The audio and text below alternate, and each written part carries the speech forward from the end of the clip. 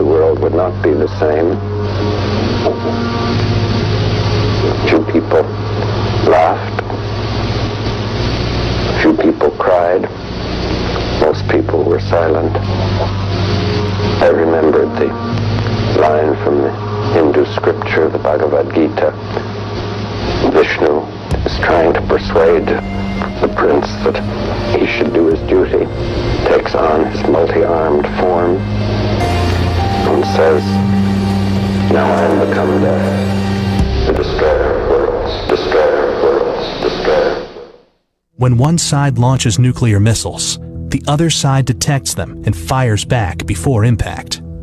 U.S. submarine-launched ballistic missiles from west of Norway start striking Russia after about 10 minutes. And Russian ones from north of Canada start hitting the U.S. a few minutes later. The very first strikes are high-altitude EMP attacks, frying electronics and power grids. Land-based intercontinental ballistic missiles take about half an hour to arrive. Each impact creates a fireball about as hot as the core of the sun, followed by a radioactive mushroom cloud. These intense explosions vaporize people nearby and cause fires and blindness further away. Now I am become death, the destroyer of worlds, destroyer of worlds. In the summer of 2021, China sparked great alarm in Washington when it tested hypersonic missiles. If the unthinkable happened, what could a nuclear confrontation between the two look like? China has grown immensely wealthy over the last few decades. China's naval and air capabilities have increased enormously. In 2020, the United States estimated that China had a little more than 200 nuclear warheads. By the end of 2022, however, China had doubled that number. If Beijing continues its nuclear buildup at this pace, it could have about 1,500 nuclear warheads by 2035. The United States has the world's second largest nuclear arsenal with 5,224 warheads. The United States currently deploys some of its nuclear weapons to 5 other nations: Turkey, Italy, Belgium, Germany, and the Netherlands. American nuclear warheads were once deployed to Japan and South Korea but have since been removed. If nuclear tensions were to escalate with China, it's probable the United States would redeploy those weapons there. There have also been major alarms about the state of America's nuclear triad in the last decade. Most of the weapons and delivery systems are many decades old. China is trying to create an effective nuclear triad of its own. China completed the triad with its deployment of the nuclear-capable Zhanhong 6 bomber in 2020. Meanwhile, China conducted 135 ballistic missile tests in 2021, more than every other country in the world combined. The July 2021 test featured a hypersonic missile that encircled the world before hitting its target. Before completing a full orbit, the FOBS turns around and performs a retrograde engine burn. The end result is that a FOBS can strike from an unexpected direction. China claimed that this test was of a space plane, not a weapons system. The test also raised alarms about an intelligence failure, as US officials realized that China's advancement in hypersonic weapons was further along than they once thought. Potentially, China could send this new weapon on a trajectory over the South Pole. The weapon could then turn around and glide towards American targets, because American missile defense systems are focused on trajectories over the North Pole, which is the route that Soviet ballistic missiles would have taken during the Cold War. The new Chinese weapon would leave the United States particularly vulnerable. How might nuclear war break out? Within the confined and disputed waters of the South China Sea, there are many places where this can happen, as China becomes more and more aggressive in asserting its territorial claims in the area, claims that the United States does not recognize. Suppose it's the year 2031. The United States and China are at a standoff over an attempted blockade of the South China Sea's shipping lanes to Taiwan or another American ally in the region. A FONOP leads to a protracted firefight between vessels of the United States Navy and the PLAN. If conventional conflict escalates enough, or if China's leaders consider themselves threatened enough, could cause further tensions and make one of the two sides believe that the other is going nuclear. For the United States, the threshold for a nuclear strike is lower than one would believe. It does not have a no first use policy. Authorization to use nuclear weapons can only come from the president. Critics suggest that this should be changed and that further restraints should be placed on the president. But for now, the president can authorize a nuclear strike at any time and for any reason. The impetus to respond and create a nuclear first strike could become acute if the United States believes its missile defense systems will be overwhelmed, or if China believes that it will lose its ability to retaliate. Preventing this from happening would require seemingly trustworthy communication between two sides that have already been shooting at each other. The current nuclear balance of power favors the United States, especially beneath the waves. The United States currently has 14 Ohio-class ballistic missile submarines. Each can carry up to 20 nuclear-armed ballistic or cruise missiles. In a nuclear confrontation, America's Ohio-class submarines would swing into action and attack important targets. In contrast to the Ohio-class, China only has 4 of these submarines. Each Type 094 can carry 12 ballistic missiles, with a range between 7,200 and 9,000 kilometers. This would be sufficient to reach the continental United States if launched from the waters near China, but would threaten all of America's bases and allies in the region, plus Alaska and Hawaii. Nuclear missile silos and bases likely to host China's mobile ballistic missile launchers would also be targeted by American submarines. Dozens of nuclear ballistic or cruise missiles would come over Chinese airspace in an all-out attack. China has missiles capable of reaching the United States too, and America's interior nuclear bases, naval bases, and silos would come under attack. Air defense systems would destroy some of these, but any that make it through would do devastating damage, and if its hypersonic-related technology comes online, it would have greater success. Additionally, China's leaders have had a long-standing policy of targeting adversarial cities in a nuclear second strike. So even if the United States seeks to avoid civilian areas as much as possible in an attack, China probably won't. But it would be the most catastrophic confrontation ever recorded. We are closer to that kind of confrontation than at any time since the days of the Soviet Union. Now I am become death, the destroyer of worlds, destroyer of worlds, destroyer of worlds. Armor of Truth Live number 279. Welcome, my friends. Welcome to the show. Summer, say hello. Good evening, everybody. Happy Saturday. Thanks for joining us on Saturday evening. Prometheus is a figure from Greek mythology known for his intelligence, but more than anything, Prometheus is known for stealing fire from the gods and giving it to humans. And this enabled progress and gave us our civilization. But for this gift to humanity, Zeus punished Prometheus by having him bound to a rock where an eagle would come down each day and eat his liver, which would then regenerate overnight just to be eaten again the next day. Prometheus is quite a punishment, right? Prometheus is often seen as a symbol of human striving or endurance. Particularly whenever we're talking about the quest for scientific knowledge and the risk of overreaching or defying the gods. In the 1930s and 40s, scientists were forced to attempt to harness forces that they barely understood. Now, they were told that it was to save the world. The result was that mankind discovered access to a force so powerful that it could either save humanity or destroy it. We see a similar threat today with artificial intelligence. And what will we do with all of this new capability? What will we do? After all, genius is no guarantee of wisdom. What's the old saying, Summer? You can lift the stone without being ready for the snake that's revealed. There you go. Now, if some of you have seen the movie Oppenheimer, you might be recognizing some of these, a couple of these quotes. Genius is no guarantee of wisdom. That was used in the film, and the one Summer just shared with you there. You can lift the stone without being ready for the snake that's revealed. This is a metaphorical warning about unforeseen consequences, especially in the search, in the quest for knowledge and power. It's the idea that in pursuing a particular action or decision, one might inadvertently uncover hidden dangers or complications that they didn't know were there, and that they're probably unprepared to handle.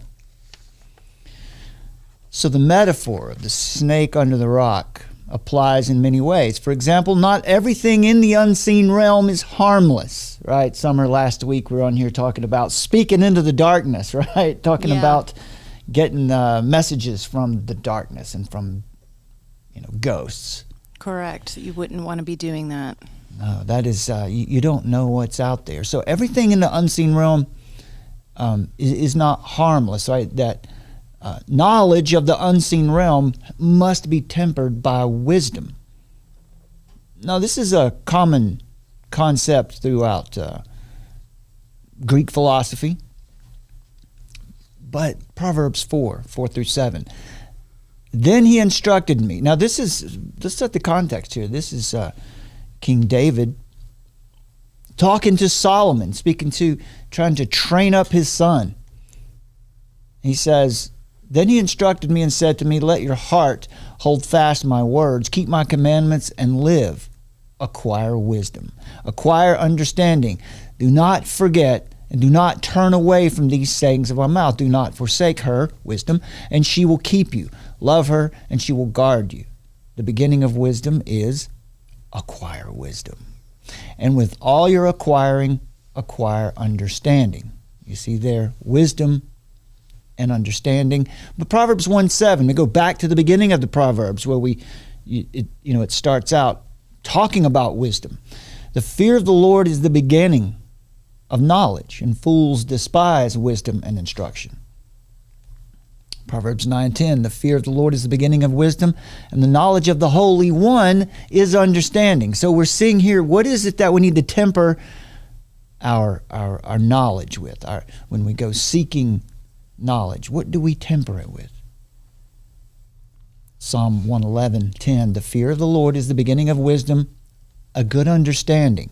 Have all those who do his commandments. His praise endures forever. James the Just, the brother of Jesus, tells us that wisdom is from above. Chapter 3, verses 13-18. Who among you is wise and understanding? Let him show by his good conduct his works in the gentleness of wisdom. But if you have bitter jealousy and selfish ambition in your heart, do not be arrogant and so lie against the truth. This wisdom is not coming down from above, but is earthly, natural, demonic. For where jealousy and selfish ambition exist, there is disorder and every evil practice. But the wisdom from above is first pure, and then peaceable, considerate, submissive, full of mercy, good fruits, without doubting, without hypocrisy. And the fruit of righteousness is sown in peace by those who make peace. What is this wisdom? 1 Corinthians 2. Yet we do speak wisdom among those who are mature, a wisdom, however, not of this age, nor of the rulers of this age, who are being abolished or who are coming to nothing. But we speak God's wisdom in a mystery, the wisdom which has been hidden, which God predestined before the ages to our glory, which none of the rulers of this age has understood. For if they had understood it, they would not have crucified the Lord of glory, but just as it is written.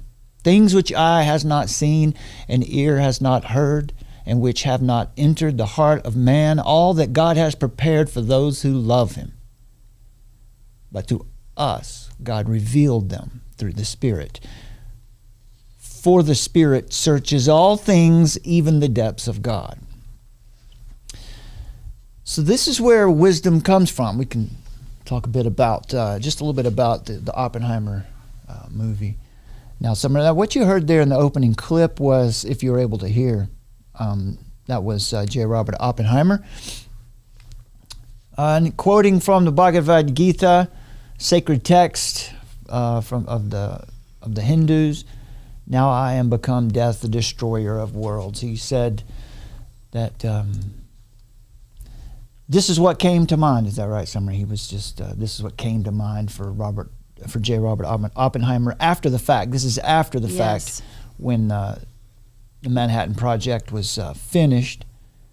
Yeah, it's not hard. He came under a lot of scrutiny.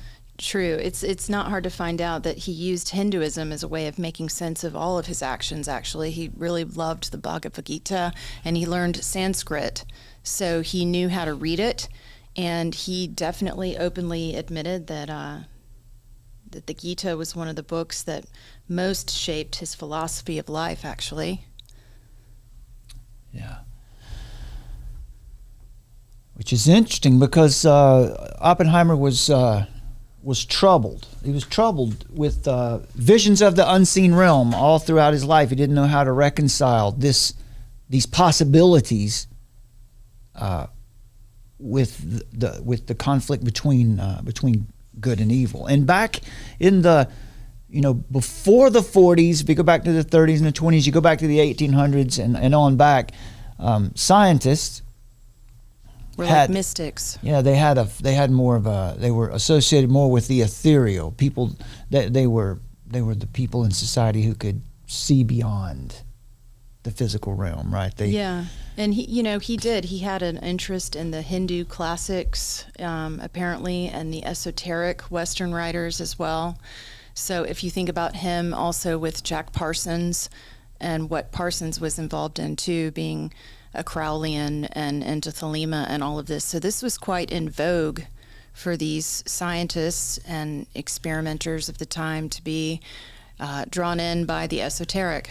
This is also at this time. This is right about in the rise of the theosophical movement too. You see theosophy gaining traction right around the time that the League of Nations is gaining traction. That the United Nations. So those two things are very much connected. Oppenheimer said in the movie, "We thought we might start a chain reaction that might destroy the entire world." In fact, he said, "I believe we did. After the fact, in a different way, we destroyed the innocence of the world." Here's, I should have had this up earlier. This is the idea of Shiva. This is who the text is about in the Bhagavad Gita. The idea of Shiva, the destroyer, the one who brings the destruction, but also is responsible for the reproductive element that will bring all things back into being. So, you have to have the destruction before you can have the creation. Do you have anything else on the Oppie? Well, just that we know that he was very much, like I said, he used Hinduism as a way of making sense of his actions. He's very interested in the Hindu classic literature. So he had an interest in the mystical and the cryptic. And you can't help but see the way that he was depicted in the film, which, I think came out not by coincidence. That's just my suspicion, right? That this film would come out last summer and it would be so wildly popular. And there it is. It's sort of letting people know, like a new generation know, that through a blockbuster film, like, here's the threat of nuclear. Yeah, let's jump right into this quote here. Right, the idea is, now, we're not saying nuclear is not a threat. In fact, in this show, we're going to show you how the nuclear threat is greater than it's been in 40 years. There's a problem out there, and we want to tell you about that problem today. But here, what Summers just pointed out here, this is very interesting, right? Because you can, let's look at this quote first here. If this is Eugene Rabinovich, Summer, from the Doomsday Clock, That's 1947. Correct. Yeah, this was written right around the time when all of what we see today as the climate movement was begun. Right, we're going to, it's Malthusianism. We're going to outstrip all of our resources if we allow population to grow. And then, so we need some world government to keep the peace, to keep these nuclear weapons under control, and to keep population from growing naturally. If the world government cause is to triumph, Rabinovich wrote, people must be made to feel that their own security, freedom, and prosperity, yes, their very survival depend on the creation in our time of a world rule of law. So a world government with one system of laws, one world rule of law. Right. And look at all of these destruction themes that we have, just to choose from. We've got a whole buffet of them. We've got the nuclear weapons buildup that's happening around the world. You've got the AI, which we're also going to talk more about. You've got, the pandemics, the cyber attacks, the climate emergency, the aliens coming. Yeah. The Great Reset is on us. So, yeah, it's just this big buffet of formidable threats that could come at any moment, at any time. Yeah, at the Nuremberg trials in 1945, 46, 47, I guess it was. Hermann Göring, who was a Nazi officer, propagandist. He said this during the Nuremberg trials: the people can always be brought to the bidding of the leaders. He said no one wants war, right? No one really wants war. The people don't really want war, but the people can always be brought to do the bidding of the leaders. That's easy. All you have to do is tell them that they're being attacked. It works the same in any country and at any time, really. Tell them they're being attacked. Tell them there's some existential threat that they need a big, powerful government to fix for them. And I just wanted to remind our listeners, we've already spoken about this guy quite a bit, but George Brock Chisholm, who just came on the scene in 1945. He was the first Director General of the World Health Organization, and he was the man who helped spearhead the World Federation for Mental Health. And what he did is he created the charge to all of psychiatry to try to get rid of the concept of good and evil. So obviously, as we know, that's really Judeo-Christian worldviews. So that came in. That was also the groundwork for that to get going was back in 1945. Albert Einstein also, who there's a cameo in the Oppenheimer film by Albert Einstein, who was a colleague of Oppenheimer. The two apparently knew each other. Interesting, though, that some things about Einstein, who gave his theory of relativity. Greatly respected Vladimir Lenin, which I thought was interesting. I didn't know that about Einstein until we researched for this show. And that also that we have a connection to Jewish mysticism here. Adolf Hitler sort of rejected this science early on, to his detriment, clearly. But he charged that quantum physics or quantum mechanics is Jewish science. And he said this, apparently he said this to Einstein's face.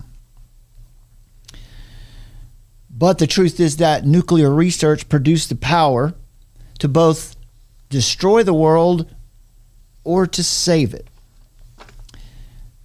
In fact, the way it could save the world is because nuclear energy is the greenest, safest, cleanest energy that exists. As I said earlier, the threat of nuclear war is the highest it's been in 40 years. Nations around the world have stockpiled nearly 14,000 nuclear weapons. That's enough to get the job done. And it seems that none of them are eager to sign the Comprehensive Nuclear Test Ban Treaty, which would, it's designed to avoid an international crisis. Now, what we're here to talk about today, before we jump into that, let's go ahead and talk about this guy, because this is in the news. This is a big deal, right? Javier Milei. Look at the right wingers coming back. He looks like Wolverine. Yeah, it does. It's a conservative. It's a big red wave throughout the world. Is it really? Are you sure about that? Is this a good thing that's happening? Well, I think that one of the big problems is, that it's a pendulum. It swings back. For a while, it'll be very left wing, and it swings back, and for a while, it's right wing. Well, we've been swung over to the left for a good while now, for several years. And there seems to be a really hard, jolt back toward the right now with what we see in Israel, with, people who are even to the right of us. They've gone so far right that they've fallen off into the fascism hole. This is Javier Milei. He's new president-elect of Argentina. But this is a man from the financial sector, right? The idea out there is he's a conservative. We're going to bring, the values are going to swing back to the people. It's going to swing back to the people, right? It's going to be a little better for people. Well, during his campaign, Milei announced that he wanted to abolish numerous ministries in Argentina, the Argentine Central Bank. He wanted to privatize broadcasting, introduce the U.S. dollar as a national currency, and organize trade in organized trade in human organs in a market economy. I know, pretty wild, hey? I don't know what that even means. In this, I think we might have something might be lost in translation there. Well, he said right after his election that he was announcing that his first trips would be to the United States and to Israel. So he is an unequivocal supporter of Israel as well. He's 53 years old. He's an economist, and he's worked at the major global bank, HSBC, and in the past he was an advisor to the Argentinian government. For 10 years, he was the chief economist at Corporación América Internacional, which is an airport operator and one of the most important concessionaires of the Argentinian state, and a partner company of, guess who? WEF. The president of the company, billionaire and World Economic Forum contributor Eduardo Yernakian, promoted Milei and brought him into politics. An interesting parallel to Ukrainian President Volodymyr Zelensky and his patron, billionaire Kolomoisky. However, Yernakian has distanced himself from his protege, Milei, because of his derogatory comments about Pope Francis. Milei is listed by the World Economic Forum as a contributor to its agenda. In fact, he has consistently represented the positions of the WEF in the recent past. For example, at first he was against the jab, but then began to argue for mandatory jabs, during the crisis. He's also firmly on the side of Zelensky, the Zelensky regime, so it's pro-Ukraine, and stands shoulder to shoulder with the IDF and Benjamin Netanyahu in the Israeli war. So,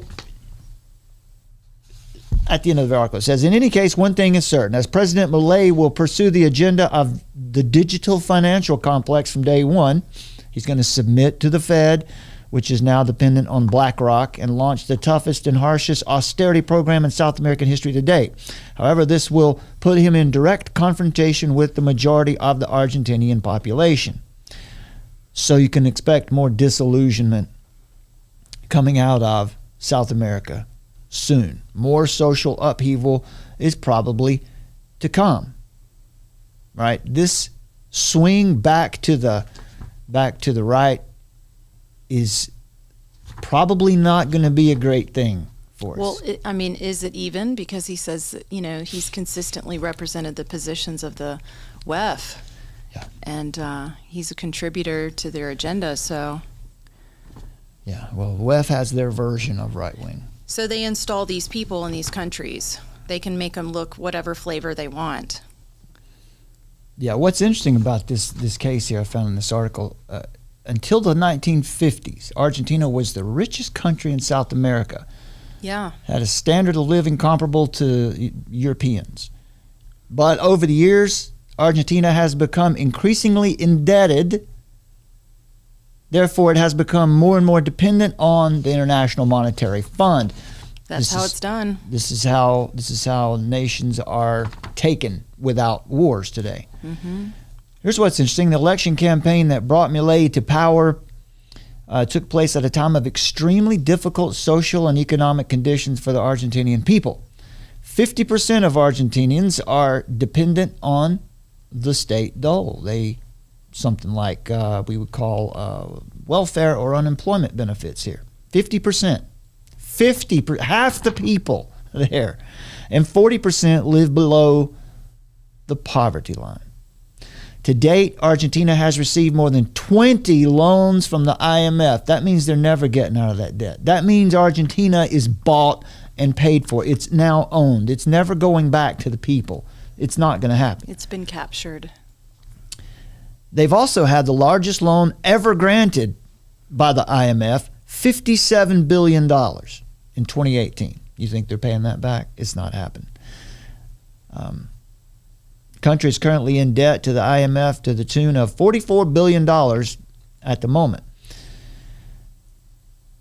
Now, IMF loans, you don't get that money without clear instructions about how you can use them, right? And who is the IMF ultimately? The IMF ultimately is really the United States. Well, and they bring in business to the country, and then it makes them money. It makes the IMF money. It doesn't really do anything for the local people. Yeah. So it further exacerbates the It whole sets up a situation where Western corporations can get sweet deals to go there and set up their industries now, and the people that live there don't get anything. This has been the model in Africa for decades, So nothing new there. Really nothing new here. It's not really. You're not really seeing any kind of red wave. That's a pipe dream. That's not going to happen. You're not going back to before, coronavirus. You're not going back to that. But what we're talking about here today is specifically about the threat of nuclear war, the technology behind it, and all. Just to give you a quick background here. How did we get here? How did we get to the point where nuclear war is so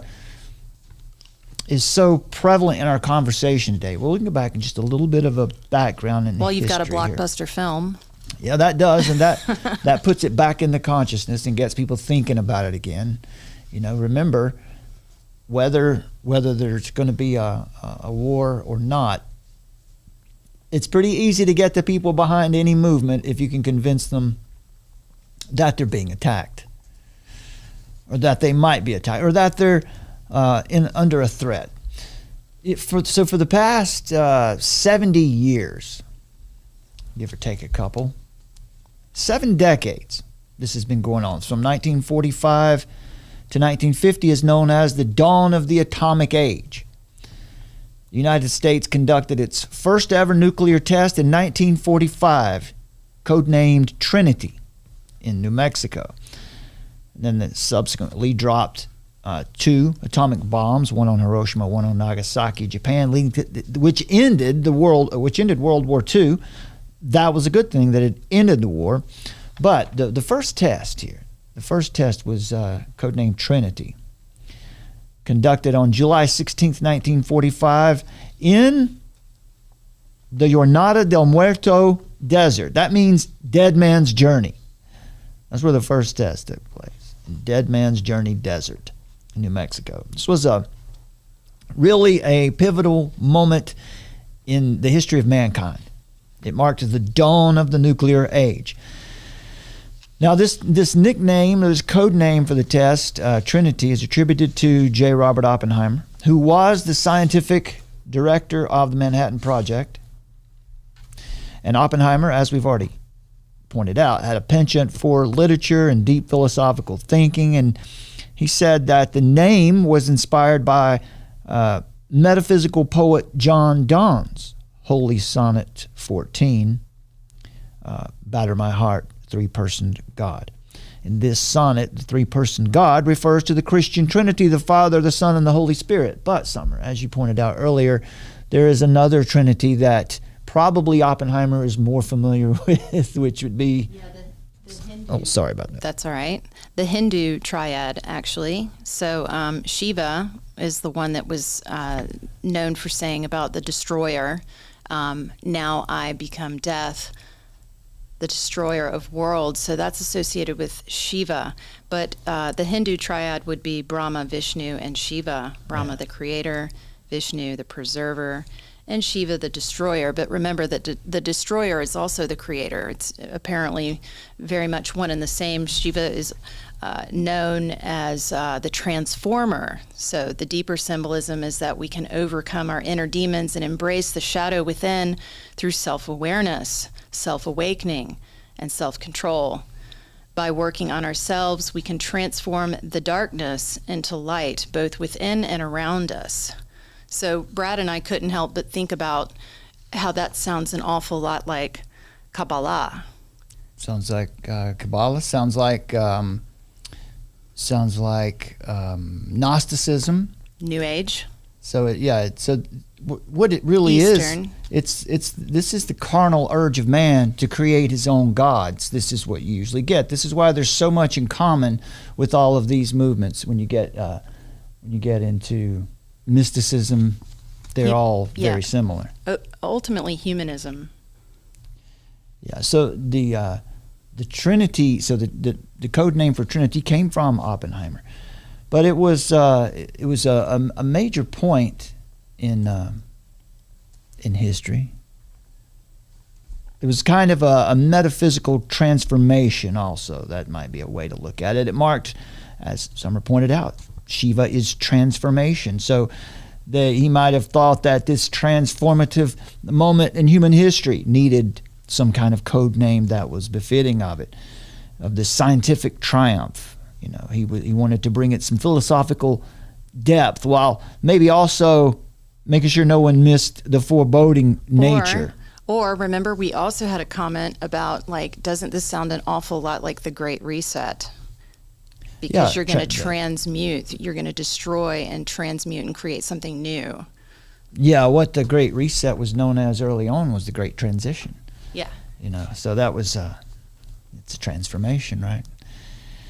Well, so in the 40s, 1940 to 50 was the dawn of the atomic age. So we get into the 1949, right at the end of that period, the Soviet Union detonates its first atomic bomb, marking the start of the nuclear arms race. So the Cold War really gets, after Nuremberg trials, you know, we see the Cold War really starts taking shape. 1952, the United Kingdom conducts its first nuclear test, becoming the third nuclear power in the world. 57, the International Atomic Energy Agency is established to promote peaceful use of nuclear energy and to prevent its military use. 1960, France conducts its first nuclear test. 1964, China comes onto the scene conducting its first nuclear test. 1968, the Treaty on Non-Proliferation of Nuclear Weapons, the NPT, is opened for signature, aiming to prevent the spread of nuclear weapons and the technology. 2 years later, in 1970, the NPT comes into effect. All right, and then in 1974, India tests its first nuclear bomb, although they claimed it was for peaceful purposes. This was, I don't know what the bomb, they tested a bomb, but they said it was for peaceful purposes. All right, let's take the word on it. 1986. India also went to the moon, right? Apparently they did. Yeah. Where's that? Yeah. They did. We talked about that a couple months ago. Apparently India went to the moon, and I am totally convinced by the video we saw, by the cartoon they showed us.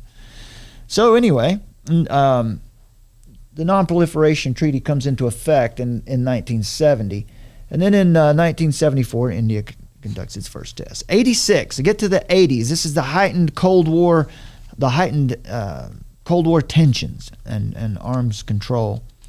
1986 is when the Chernobyl nuclear disaster occurs in the Soviet Union. And this caused all kinds of concerns around the world about nuclear safety. But of course, this was just to keep things. It wasn't a nuclear. It wasn't. This wasn't the fault of the nuclear facility. This was something that the operators did there to cause that catastrophe. 1987. Let's go big screen here. Around 1987 is when the Intermediate Range Nuclear Forces Treaty, the INF, which is between the United States and the Soviet Union, happened. That was a significant moment in nuclear arms control. So we move into the 1990s. The U.S. and the Soviet Union signed a Strategic Arms Reduction Treaty. It's called the START 1, significantly reducing their nuclear arsenals. 1996, the Comprehensive Nuclear Test Ban Treaty is adopted, and it bans all nuclear explosions, though it hasn't yet entered into force. So that's, a lot of good that does. This is the same one that nations are still not willing to sign today. They want to be able to test their bombs. 1998, India and Pakistan both conduct nuclear tests, which escalates tensions throughout Southeast Asia. 2003, North Korea withdraws from the treaty and begins conducting their own nuclear tests.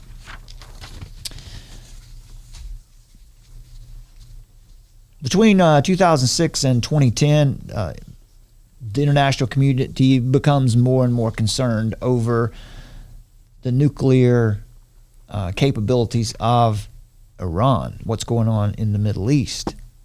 2019, the U.S. and Russia suspend their obligations under the INF Treaty, backing out of the... What?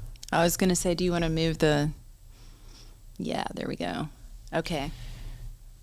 In 2021, the Treaty on the Prohibition of Nuclear Weapons enters into force, although none of the nuclear-armed states have signed it.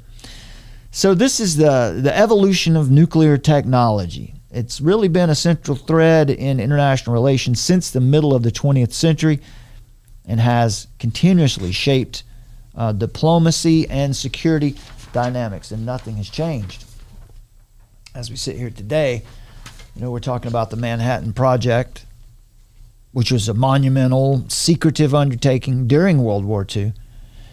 And its purpose was, of course, the development of the atomic bomb, a task that brought together the greatest minds of the 20th century. Now, this is before Operation Paperclip. So this was something that we were able to achieve, without the benefit of the best of the Nazi scientists. And this is where we also heard of the famous 1939 letter from Albert Einstein to President Franklin D. Roosevelt urging the United States to start their research into this, because he saw the writing on the wall that the Nazi scientists were going to have this technology. All right. Now, let's talk a little bit about what's happening today. Actually, we'll step back to 2020 and 2021, when a new agreement between Australia and the United States, a new nuclear submarine agreement, was forged in 2021, September of 2021, which sets up many dangerous scenarios, one of which being a major nuclear conflict with China becomes not just possible, but it becomes even likely to occur. And that's because this is an aggressive move on the part of the United States military and its commander-in-chief. An interesting element of this is how Australia became a party to the deal with the United States. So we all assume that Australia is a democracy, that they have a legislature that represents the people in making such big decisions like this. However, it's not the case, at least not when it comes to flexing military strength and provoking war in the region that would certainly affect all of the people who live in Australia and that region. No, it seems that Australia is bought, sold, and owned by the Western hegemony, which means the United States. Are the Australian or American citizens in general aware of any of this? Aware that tariffs, embargoes, and even military alignments that directly affect all of us in both places are not going through proper channels? Australia has agreed to build bases that will service American and British nuclear subs until at least 2040, at which time Australia will take delivery of their own nuclear submarines. China's not happy about this. But why? What is the reason that our politicians and the military contractors, what is the reason that they're giving to the international community and to all of us for bringing even more nuclear firepower into the Pacific Ocean? The reason given by those who hold the levers of power and profit from these military contracts, they say this is to uphold human rights, right? That this helps spread democracy. It helps to maintain the American rules-based order. And in some ways, that's true. It is a fact that after World War II, the United States and its allies were able to secure shipping channels. And this is where globalization really took hold after World War II. And that was because of a powerful Allied Navy. But we're in a different age now. It's a different time. These subs that they're talking about here will all carry nuclear missiles capable of targeted destruction of cities. They'll have nuclear torpedoes for the destruction of other subs or entire naval fleets. And so it raises a question, what does placing tactical nuclear weapons off the Chinese coast have to do with upholding human rights or keeping navigational passages free? Or what does it really have to do with spreading democracy? Do we need nuclear weapons to secure fishing rights? These moves are happening all the time, but the public in Australia and the US are completely oblivious to it because there are so many more important things for us to focus on. So many more shiny objects to keep us distracted by, like vaccines, drag queens, and trans rights, for example. Or anything else you can think of. Why do people say they hate war, but then they're so easily convinced to back the military intrigue of corrupt officials? Well, we take you back to the quote from Hermann Göring. Since China became a nuclear power, it has maintained a no first strike policy. We heard this in the opening montage, right? China's position is their nukes are not on alert. That's not so in the United States. Our nukes are on alert. That means they could be fired at any moment. As it stands, as it is right now, China's nukes are not on alert. So, that's because they have a no strike first policy. That's how they were able to come into the nuclear game. But recently, in direct response to the U.S. making these deals in the South Pacific with the U.S.'s nuclear proliferation and alliances that the U.S. is making in the region and all around China, all around at least the west coast of China.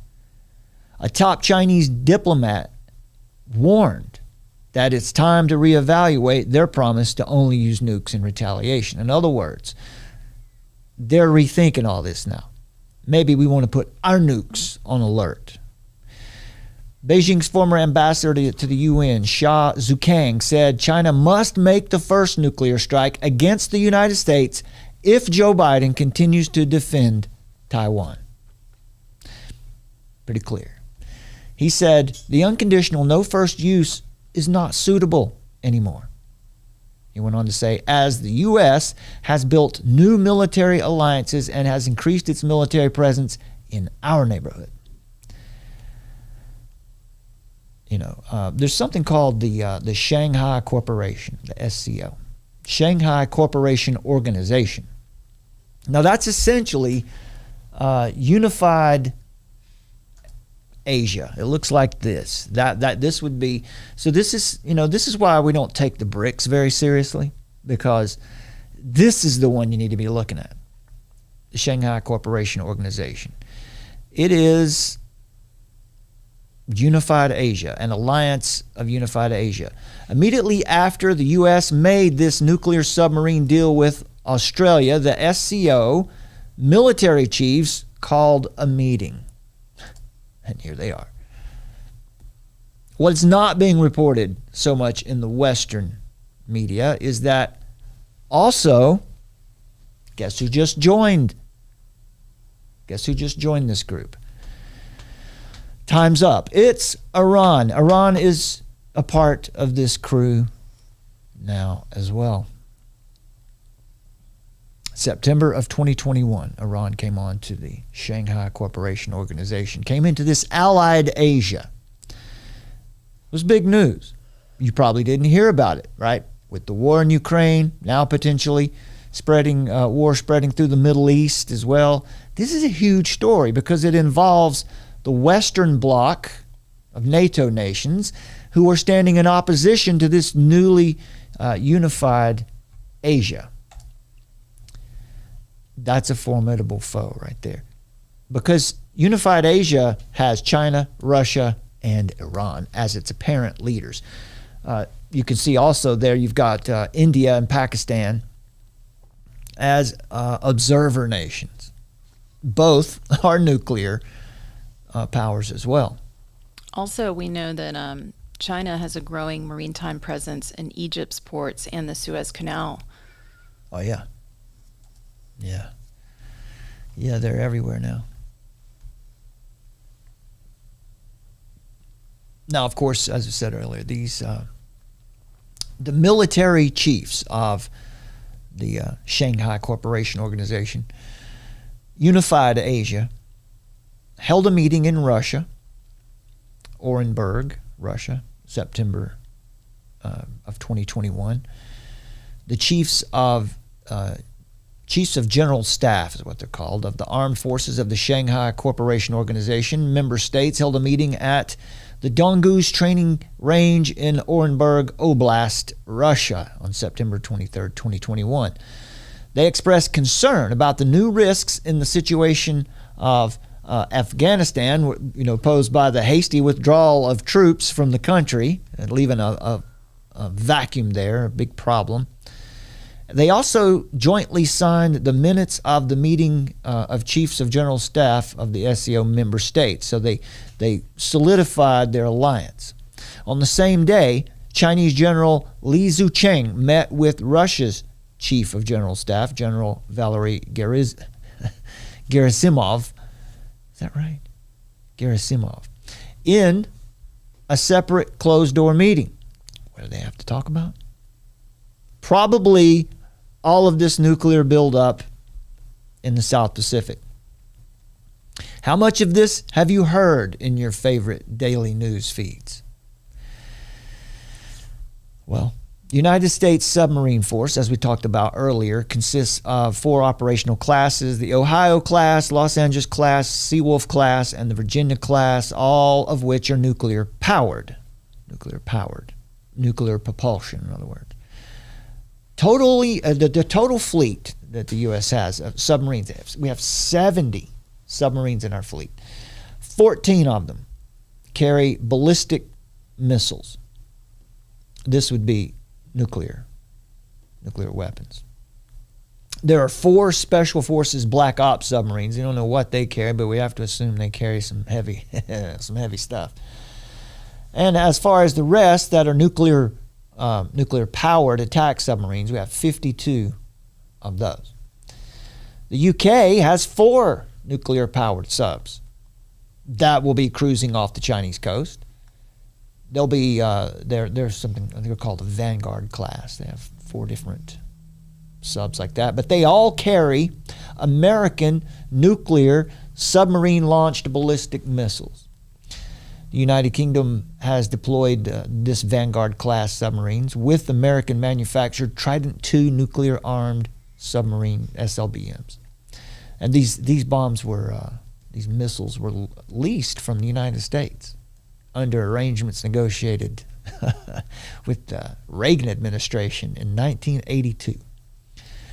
So this has been this way for a long time. This has been building up. And now also think about Israel. Israel's playing in this game too. They have four nuclear subs. Two of them are always out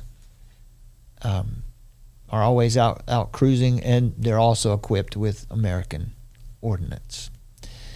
So what's the big deal, Brad? What are you chirping about over here?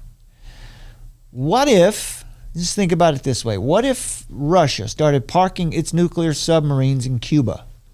That's happened before, and it got hairy for a minute. What if it happened today? What if China started parking their nuclear submarines in Vancouver, British Columbia? That kind of raises the stakes a bit, doesn't it? Makes you a little uncomfortable. What if China started placing its nuclear-armed ICBMs in Indonesia and Tasmania? And they did all this saying this is for the freedom of maritime passage, right? We're spreading our ideology to the world. What if China said they're trying to make sure that they have shipping lanes in and out of Australia, right? We know it's for war, but they could say it's for peaceful purposes. So it's a big deal.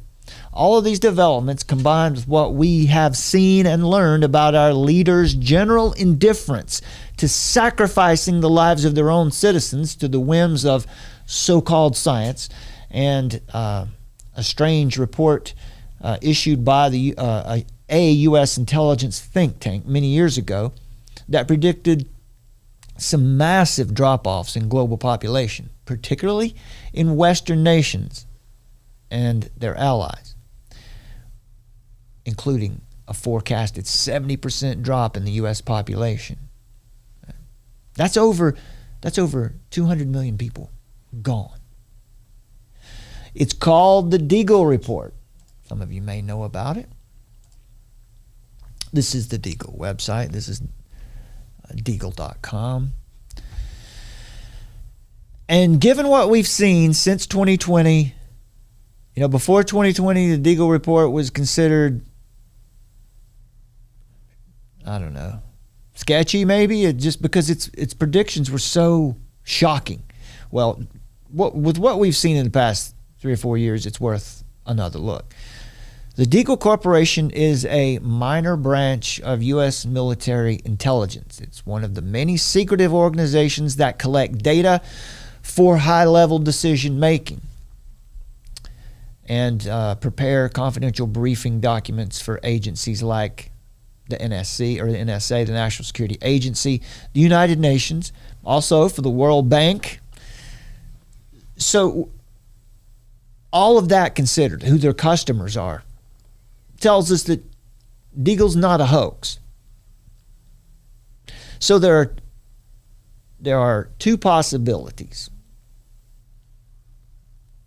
with the Deagle Report. It either deserves credit as a legitimate intelligence community resource, or it is a very well-placed disinformation asset. The way we decide is by applying its case to what we see in reality, and then determining, does what they say comport in any way to reality? If so, then it must be assumed that its population predictions for 2025 and its industrial output predictions on a nation-by-nation basis would be based on strategic assumptions that are shared among other agencies that are well understood by other players in the intelligence community. So, before we get into those numbers, what are some of the trends that we see happening right now? We've got, what do we have? We got de-dollarization, right? We've got that threat. Well, the devaluation of the just dollar. right up there with the threat of nuclear, which they want us to feel like is really front and center right now. Once again, is the AI conundrum. So we're, in the same way that they were told we've got to create this bomb before the Nazis do, now they're saying, well, we've got to let AI do its thing to be competitive against China or competitive against Russia. Yeah, I think the quote was something like, I don't know if I don't know if we can handle this technology, but I know they can't. I don't know if we can be trusted with this technology, but I know the Nazis can't. They said, I'm not sure we can be trusted with this weapon, but the Nazis can't. So same today, right? Same today with AI. Yeah. So another, oh my gosh, is it going to make the human race extinct moment? So artificial intelligence is another one of those trends. And we've got the devaluation of the dollar. We've got an out-of-control American Congress. Cyber attacks. We have the threat of cyber threats, and we see that in the conversation too. You've got, the pandemic scenario. You've got U.S. Congress voting for spending bills that will cripple the United States for generations. Climate emergency. Right, and now these are trends that might lend us some credence to believing that the Deagle Report could happen. And one of those other trends is this strange insistence we've seen over the past few years on using untested gene therapy and using it globally instead of traditional style inoculation. Yeah, there's a lot coming out right now about CRISPR. So they're really today you can order a CRISPR gene editing kit and have it delivered to your home, and you can study how to alter DNA and then just do it in your home. And there's really no regulations on that so much because it's such a exotic technology, but it's not that exotic anymore, as Summer just pointed out. It's pretty lively. Also, the other trends we see, there seems to be desire among the current regime in America for a war with China and a war with Russia and a war with Iran. This doesn't look good for us right now. We've got some rogue leadership, and it's dangerous right now. Also, we see China, Russia, and Iran forming this unified Asian bloc. We have terrible internal conflict in the United States. We don't, we're concerned with whether or not that's a man or a woman, or whether or not this man who's dressed up like a woman, like a female stripper, should be reading to our children. These are the kind of things we're consumed with today. Right. There's also the control of all electronic media, like this channel. And remember that they're doing that because they want to destroy the family, the Judeo-Christian family structure, because once they get us atomized and they get us separated and isolated, we're easier to lead and control, right? Yeah, for sure. And then the last trend, or the last element to all this, is there's the likelihood of 90% of America's population being lost in less than a year, right? With the grid down scenario, which we've already talked about here. Like if we were to lose some of our high voltage transformers, it's likely that in the event that the power grid was knocked out, that it might never come back to what it is now. That's a possibility. But today, we're focused more on the United States' moves to create an atmosphere of war through the Quad. The alliance, armed with this Quad alliance with the four major nations, to be armed with nuclear weapons that are sure to threaten China and to cause tensions in the region. Now, for the Deagle scenario, the basic stuff here, we'll run through some of these. What I've got up here for you, there's no way you can see this. I just want to show you. This is a PDF. I have to give credit here. I forgot to do that. To Metallic Man. And we have to give credit to our silent partner, silent officer, Armor of Truth, for putting us onto this article too, which was good. So thank you. Zasha and Mika. Zasha and Mika. Thank you to Zasha and Mika. There are two. We actually have two other officers, don't we? Zasha and Mika, right? Yeah. So thanks for the article. Now, we can't necessarily take all of this at face value, but it does paint a picture that's very familiar to what we see before us today.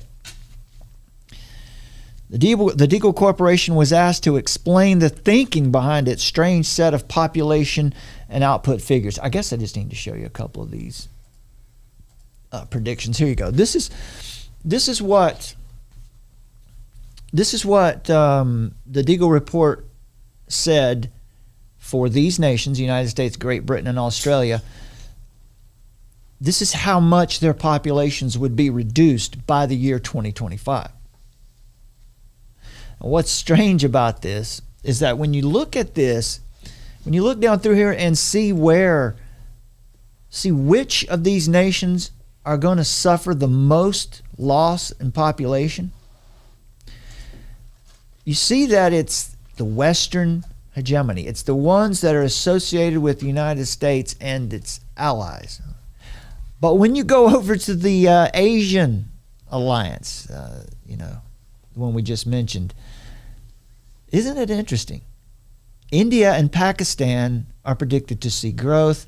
China's not really going to lose anything. Russia and Afghanistan won't. Iran will hold about even. Isn't that interesting? That the way the world is currently divided into a Western, what do we call it, the G20, G21? G21. And the Eastern, what they call the BRICS nations, BRICS plus nations or whatever. It's those nations that seem to come out of this in better shape than the Western nations. Why would that be? We're not going to go along with it. Yeah, I mean, that's definitely, it's got to be, well, it's I don't know. Well, let's just give you what Metallic Man had. Some of his insights here were pretty good. Now here is from they updated their report, right, in 2020. They updated their report to compensate for the changes in the geopolitical environment since President Obama in 2012. And this is what they said. This is from the website, a forecast disclaimer revision in 2020. They said, in 2014, we published a disclaimer about the forecast. In 6 years, the scenario has changed dramatically. This new disclaimer is meant to single out the situation from 2020 onwards. Talking about the United States and the European Union as separate entities no longer makes sense, so we had to bring them together. Both are the Western Bloc. Both keep printing money, and both will share the same fate. It says, after the pandemic, we can draw up two major conclusions. The Western world, the success model, has been built over societies with no resilience. And what they're saying there is, for instance, the United States, what the pandemic showed is that we can't really outlast any kind of upset to our normal life. We fall apart fast. We're not resilient. Western world can barely withstand any hardship, even a low-intensity one. It was assumed, but now we've got the full hard confirmation beyond any doubt. They are weak to the point of a decapitated cripple, is what this article said. Also, the pandemic or the COVID crisis would be used as a way to extend the life of this dying economic system through the so-called Great Reset. All right, so the Great Reset, like climate change, like Extinction Rebellion, like the planetary crisis, the Green Revolution, other ideas promoted by the system. The Great Reset is another attempt to slow down dramatically the consumption of natural resources and therefore extend the lifetime of this current hegemony, this current Western-backed system. But it will only delay the inevitable. In other words, what they're saying there is money is being pumped into the Western world, like, for instance, stimulus checks. Stimulus checks, or I forget what they were called during the pandemic when they handed out the money. Yeah, that's right. Several $1,000s each family was going to get. That kind of thing only delays the inevitable. But the core ruling elites stay in power, which is really the only thing they care about in the first place. The collapse of the Western financial system and ultimately Western civilization has been the major driver in the 2012 Deagle forecast, along with the confluence of crisis with a devastating outcome. So if you take the economic crisis, which is certainly, we believe, by design, if some kind of crisis that they weren't trying to control happened, it could be the end of civilized Western society. And this is how the pandemic has proven it, that Western societies embracing multiculturalism and extreme liberalism are unable to deal with any real hardship. Not that there's anything wrong with those ideas. And when we talk about extreme liberalism, I don't think he means liberal in the classic sense. I think he means in the what we would call progressivism. Metallic Man is a former intelligence agent. Don't know exactly from where because it's a secret. But he lives inside China right now, so that's where this perspective is coming from. He's got the finger on the pulse in China. In general terms, the most diverse, multicultural, indebted, and wealthy nations, those with the highest standard of living, will suffer the highest tolls. So, that's the West, right? Mm-hmm. So it looks like more. It's less about that we won't go along with it, because I think we will. Most of the people will go along with whatever comes down the pike that they're told to do. But the problem is that we can't withstand any upsets to our lifestyle. Now, we have a huge prepper, movement that's going on. It's strong on YouTube. It's strong on the internet. But I wonder how many preppers do it. But I do think that people have gotten used to a certain way of being able to express themselves individually and having a level of mobility, freedom to travel, have their own home, have their own car. They're not going to want to go along with this new system that they're going to be hoisted into. And I think they know that. And I think that they've pulled certain levers to possibly, make it to where the people aren't going to make it that are largely in these environments. So yeah, there is definitely a mindset among Westerners of individualism. Problem is, if China has enough, or they have a psychopathic leader or whatever could happen, they have the power. China, Russia, and Iran altogether have the power to really disrupt life in the West. And if they were to do that, if that was to happen, they could take the world.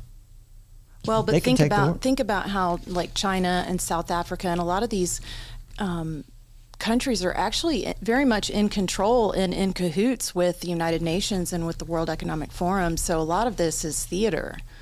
Yeah, well, no doubt about it. But there's also a certain degeneracy, like in the West, right? There's certainly. Metallic Man writes here, the only glue that keeps united such this aberrant collage, the only thing that keeps us from falling apart is overconsumption with heavy doses of bottomless degeneracy disguised as virtue. Virtue signaling degenerates. That's America. That's America today. That's dangerous, right? Because that spirit of being an individual, as you pointed out, which is definitely there, and that was the American spirit for a long time. Now it's gone to its logical conclusion to some wild version. And when we were doing our research about the pandemic treaty, we did find out that the United States and Germany and Norway are actually hugely instrumental in funding this pandemic, all the stuff that's needed to ensure that if there's a next outbreak that's declared, the pandemic products. Yes, all the products, right? So it's Norway, Germany, and the United States that's very large, that's mostly funding this. And so what is that? That's a transfer of wealth. That's a transfer of wealth. And so we're just, and again, that's all by design. It's neo-feudalism. It's a new serf class that's coming. It doesn't mean, yes, Asia is forecasted to be, it's a developing country, right? It's going up. There's more development. I've spoken to my friends that are living over there, and they said, yes, nothing looks depressed about this. There's tons of development. Everything's going up, up, up. It's a developing economy. So you will see certain places that are insulated, but on the whole, you're seeing a gigantic transfer of power and wealth.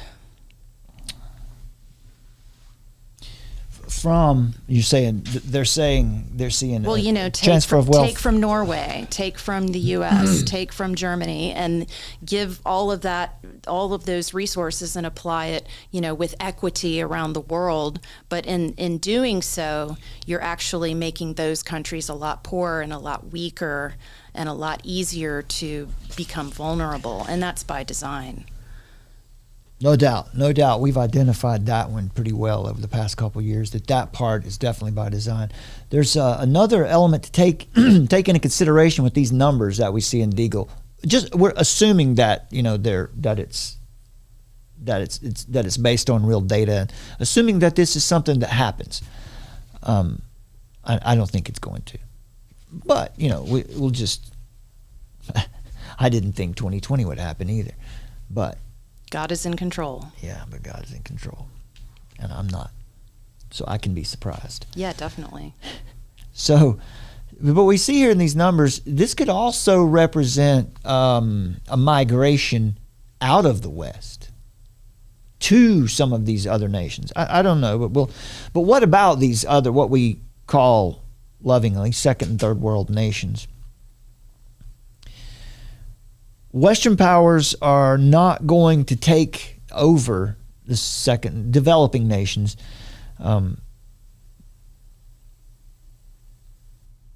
As you might have thought, right?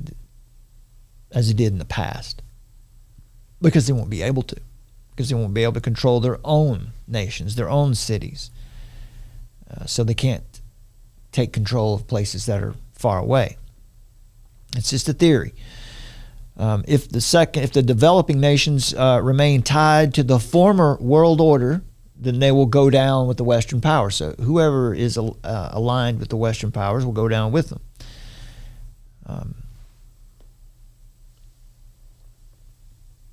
Partially because they're poor and able to withstand more, they won't experience the same kind of brutal decline that the West could see. They're stronger than Western powers because they're actually quite homogenous. In other words, they're not quite so multicultural. Right? We've heard for so long that diversity is a virtue. It doesn't follow that diversity is a virtue at all. That's just a statement people make to virtue signal. Diversity is not a virtue. It's neither good nor bad. It just is a thing. It's a circumstance. Diversity is good, when people are brought together and they live according to a transcendent standard. But if you bring a lot of people together and they have their own ideas, you got 50 ideologies packed into one city. Perhaps you've got two ideologies packed into one 150-mile long by 50-mile wide area called Palestine, Israel. You can see what it looks like when you have two competing ideologies in a place. In that sense, diversity is not good for the people in the area. Now, forced diversity isn't either, and we've seen that in the forced migration into Europe. It's not forced migration, but it's allowed. Well, it's engineered. And it's coming through the southern border right now, yeah. Yeah, it's engineered. So all of this seems to be unfolding right now. There's a lot of bad blood in the Western societies, and we see in the protests, burning down the cities, going after the tradition, going after traditional symbols, going after traditional institutions like marriage and the church, demonstrations, rioting, looting. Right? Those are symptoms. We saw those in 2020 and 2021. Those are just symptoms. Those are maybe the Bible calls, could be the beginnings of the birth pains. But a new trend is taking place, overshadowing this one. The situation between the three great powers has changed dramatically. Russia and China are a united Asia. The European Union seems to be out on its own these days.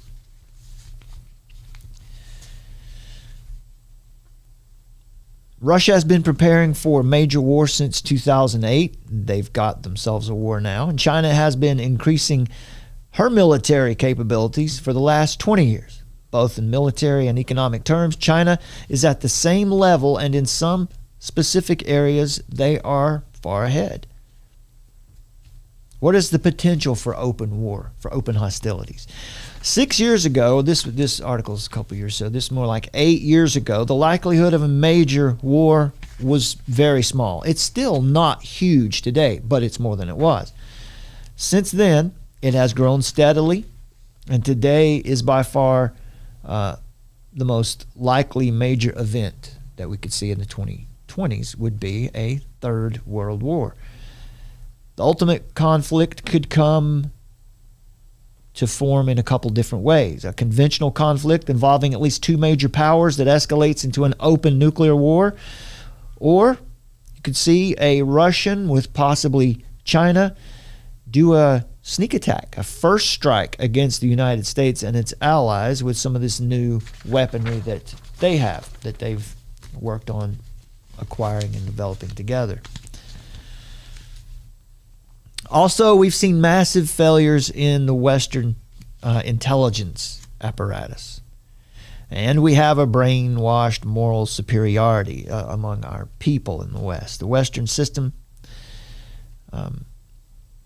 what's unique about the Western system is that its individuals have been brainwashed to the point that the majority accept their moral high ground and technological edge as a given.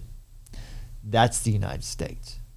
Most people believe that we have been a superpower because we're morally superior, because we do things right. We're good people. We believe that we're good people. I think everyone believes that, don't they? And the fact that we're good people and we have all this technology surely means that God has blessed us. Surely means that we are doing it right? That we're not under judgment of any kind. This has given the rise of the supremacy of emotional arguments over rational ones. So you can see over the years of having this moral superiority, we get to the point where now we're raising a generation that's entitled, that believes they just deserve it because they're here. And so emotional arguments start to outweigh rational arguments. Rational arguments are ignored, shouted down. In fact, in other words, the Bible calls this there is no love of truth. And so in many ways, even in some sense ideologically, the West is falling behind the Russia and China bloc. So if there's not a dramatic change of course, then it's very likely that the world is going to witness the first nuclear exchange and the first nuclear war. The Western bloc will be unable to recover from even the slightest societal disruption. You don't think China knows that? You don't think China is aware of how quickly things devolved in America when the economy was shut down, when we couldn't get the stuff that we needed?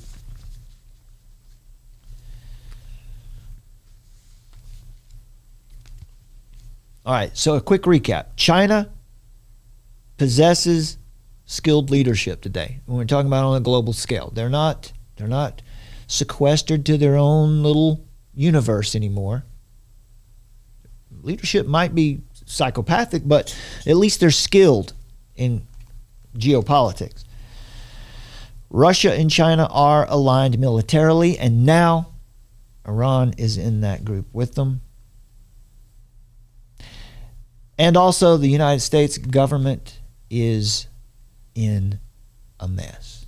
In fact, you could even say that the U.S. government is de facto. It's illegitimate. Some would say. I'm not saying that at all, am I? I'm not saying that, am I? I'm not saying that, am I? I'm not saying anything about the election at all. Because you can't. You're not allowed to say anything about the election here. So I'm not saying anything about the election. Am I talking about the election? Am I saying election too much? Am I saying it too much? We're not saying anything about it at all. The countries that will suffer the greatest reduction in population, according to Deagle from 2014, are, as we pointed out here a moment ago, some of the big Western United States is going to suffer the worst, according to Deagle. Now, we don't know that those are deaths. That could be people migrating out of the United States. Personally, I don't think so. I don't think so. I'm the contrarian. I'm always the contrarian in the room, I guess. But I don't think it's going to go that way. We'll see. Which way? What do you mean by which way? You don't think people will leave, or you don't think it's going to? No, I don't think the population is going to suffer that much by 2025. Mm-hmm. I mean, many people would say, dispensationalists would say that this is, this is definitely the beast system.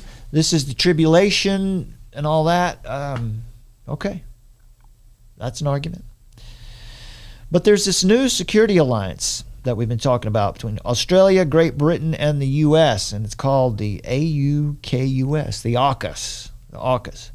The sole purpose of this alliance is to unite the military systems of the United States, the United Kingdom, and Australia to provide bases, fuel depots, and maintenance facilities for nuclear submarines, to provide nuclear basing and deployment options for second strike nuclear submarine-launched ballistic missiles. So the purpose of this alliance is military, right? I'm not sure that they can say that it's defense anymore, right? Remember back in the story is back in the 40s, the War Department, used to be called the War Department. I think maybe this was Edward Bernays, the father of propaganda, where they decided that we shouldn't call it the War Department anymore. That's hard for people to get behind. It's the Department of Defense now, right? Yeah, it's the Respect for Marriage Act. Right. Yeah, the way really they play. The Disrespect for Marriage Act, as we've said many times. Now, here's what's interesting. What you're looking at on the screen there, these are, of course, AUKUS nations, USA, Great Britain, and Australia. And it looks like that the casualty figures, if they were to come true, would affect those nations the worst. So what Metallic Man is saying here, talking about this from inside China, that unique perspective, the perspective of being a former intelligence asset of some sort. Well, couldn't you also make an observation that that's a particular, largely certain demographic, right? That's going to be the point. In United States, Great Britain, and Australia. That's the point. But we're always talking about all these other races. That's the point. That is the point. That the Deagle's report specifically said that it would be the Western nations that would suffer massive losses in population. Not so much the allied Asia or unified Asia that we point out to. Russia and China. As we point out, China, where did it go? It's right here somewhere. Yeah, right there. Well, not to mention that we know that our population anyway in first world countries is not replacing itself. So whether it's tomorrow or 20 years from now, we're pretty much a dwindling population as it is. We're not replacing ourselves. Yeah, so look at this, 70% reduction. Now, here's something to keep in mind. The American Civil War, which devastated the nation, resulted, I think it was in total about 600,000 deaths, all told. But that was about, at the time, about 6 to 8% of the population that were killed. 6 to 8. So it's way less than 10% of the population. Here you're looking at 70%. So this is a big deal. Since the casualty figures include Australia, which has been up until 4 years ago really neutral in these issues, you can assume that China would be involved because they can reach Australia pretty easily. And since Great Britain would be so seriously destroyed, you have to assume that Russia would be involved, would be the ones who would do that. Both Russia and China would fight in a World War III scenario. They might start it. And that given the current geopolitical alignments at this time, they would fight on the same side for the same interests, with probably Middle Eastern nations. It's interesting to see what would Turkey do. Is Turkey, Erdogan's been talking smack a lot lately about NATO and about the West, but they got their nukes from us. So which way are they going to go? Are they going to turn around? A lot of people around the world are super upset with America because of Bill Gates, for one. Yeah. And the other point, too, that I wanted to mention, it's just all of these, like, plausible deniability scenarios, all of these, it's like, would you be surprised because they've hardly done any updates to our roads, like our infrastructure, the roads, the electrical grid. So there are just so many things that can actually go wrong. Yeah, we were talking to Jonathan Hollerman a few weeks ago, who is, expert on this issue when it comes to the grid down scenario. Yeah, wrote a white paper for the government. Yeah, about what the risks were, and our electric grid is not hardened. Isn't getting updated. An EMP or a series of EMPs could seriously take out our electric grid. Seems like pretty easy, or cyber attack. Either one. We're in a vulnerable position right now. It seems like. So there's also South America, which we talked about earlier, in Argentina for a little bit. The population will increase in many nations in South America, with Brazil being one of the target destinations. So here's what we see in Brazil, that they would have a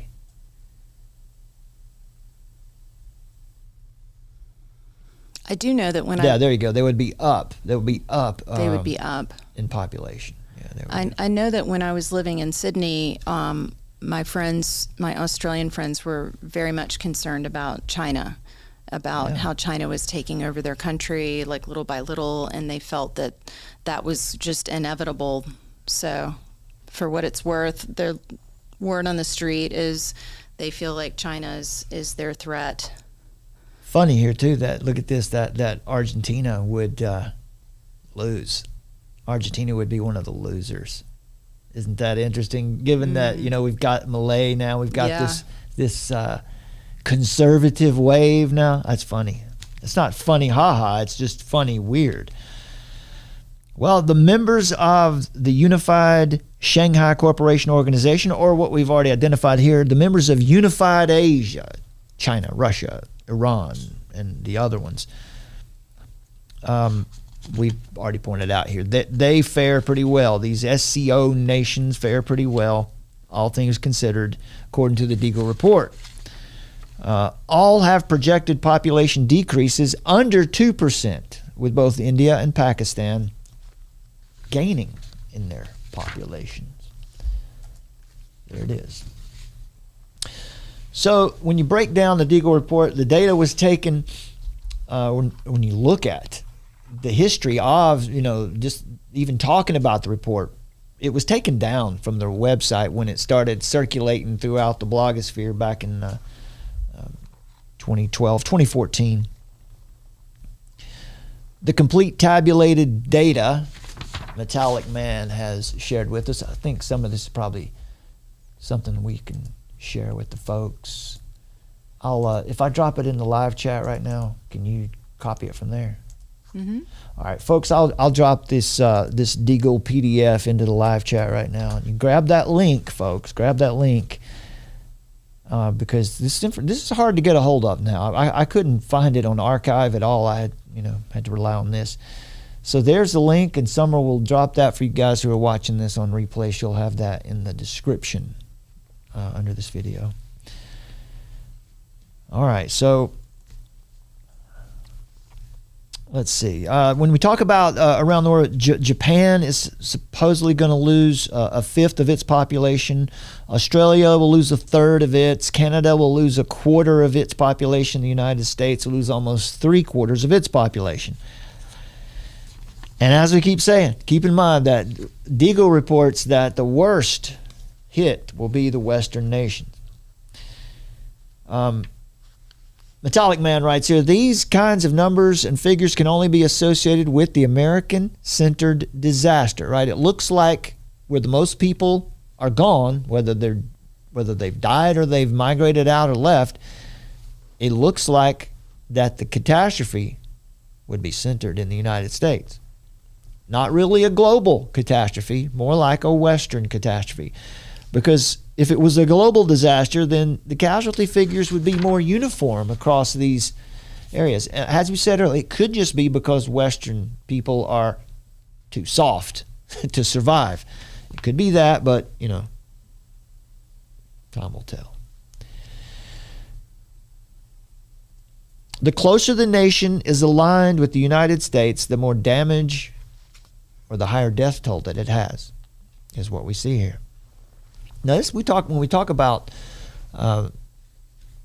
eschatology, this, the premillennial dispensational perspective on eschatology is the pessimistic one. The world gets worse and worse and worse. So this would seem to fit with that, wouldn't it? This would seem to fit with the time with the eschatology that predicts it's going to get worse. We're going to see a beast system and a mark of the beast and an antichrist and a false prophet, and all those arise. Now, the postmillennial perspective is different. Says that the gospel is going to the world now. It's reaching the world like never before, and that it will be through the gospel that the world will, in God's own timing, be Christianized. We're not talking about Christian nationalism. We're definitely not talking about Christian Zionism. We're just talking about God in His own time transforming the world one heart at a time through the gospel. Or we have dispensational Zionism, which would fit in. Or we have dominionism. Well, that's dominionism, which would be another postmillennial, false postmillennial perspective that we actually need to go in and take over governments. Yeah, the seven mountains. Now that collides with Christian nationalism a little bit, but I'm not prepared here to No, we're not going to get into that tonight. To get in the weeds of that and filter out what's different about them. But what we do know is that dispensational Zionism, the idea that the modern nation state of Israel coming onto the scene in 1948 was what set God's prophetic clock ticking. Now Jesus can return because the modern nation of Israel is there. But what's funny about that is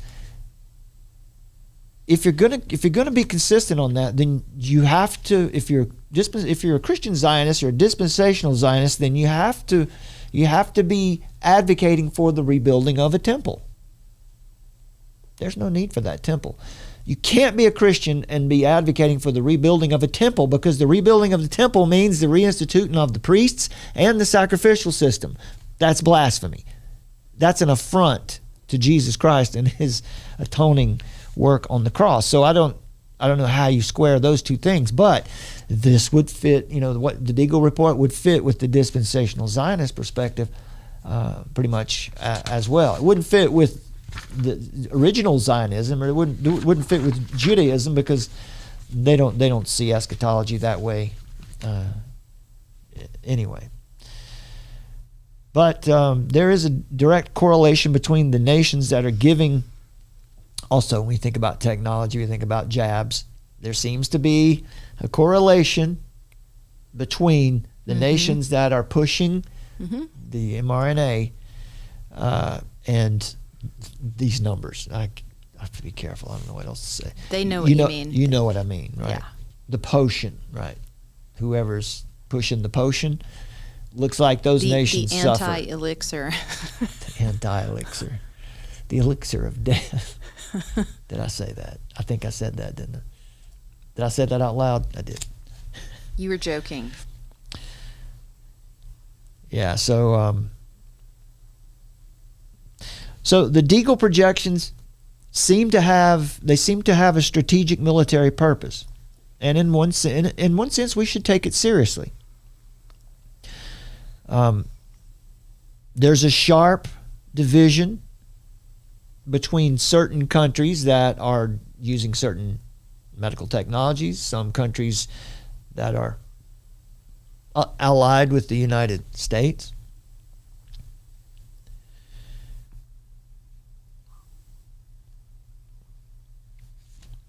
All right, let's see. I think I've about got it all covered there. As leaders from Australia and the United Kingdom and the United States unveiled their new trilateral security partnership for advanced defense tech sharing in 2021, it was also revealed that the first initiative of the endeavor would be the delivery of Australia's first nuclear-powered submarine fleet. That's what we said right at the top, is that's ultimately the goal, is to get more nuclear subs, get as many of them as they can around the world. That seems to be the goal of the United States at this point. And Australian Prime Minister Scott Morrison, this is back in 2021, was so happy to go along with this. He said, "We will be enhancing our long-range strike capability, including Hawk and Tomahawk cruise missiles and extended missile range for our capabilities." He said, highlighting the goal of a stable and secure region, right? That's what it is. They're going to secure fishing rights. You need nuclear weapons in order to secure the fishing rights, right? To make sure that everything's... Yeah, that's just silly. Morrison also stressed to the global community that Australia is not looking to become a nuclear power or a superpower. It doesn't matter what Australia wants, right? Because apparently they're a tin-horn dictatorship who is really just they don't care what the people there want. They're just going to do what's beneficial militarily to stay in this alignment. I don't know. I don't know what I would do if I was the leader of Australia. I don't know. There have been a lot of disappointing moments watching what's happened with Australia and New Zealand. Yeah, that's what I would say. I think that whatever the Australian leadership is saying doesn't matter. Australia is so strategically relevant to the Western hegemony that there's just no way that they're not going to. But hey, all we want is peace, right? We want peace, and we want to spread democracy around the world. Yeah, right? We can't stand on that anymore. Biden has made sure of that. Well, the Deagle Report has been, seemingly scrubbed from the internet in April of 2021. Deagle.com. As have the Georgia Guidestones. They've been deleted too. Deagle was deleted from the website, or the report was deleted from the website. The spreadsheet that predicted this major collapse in the West, gone now. But what did they predict? Those that predict the future are often wrong, and sometimes they are frighteningly wrong. So we have to keep that in mind. But what has Deagle? What did they predict in 2012? They predicted a biowarfare-induced pandemic. Oh, there you go. They predicted an Australian alliance with the United States. They predicted that America would start entering a period of popping of the various economic bubbles. So economic stress as well. All of which came true by the year 2020. Deagle did not change their forecast for 2025. It still stands. They just changed their thinking on how it would come about. In 2012, they believed that there would be some kind of bioweapon or pandemic that would kill off many people. In 2020, the revised reasoning became one of nuclear war.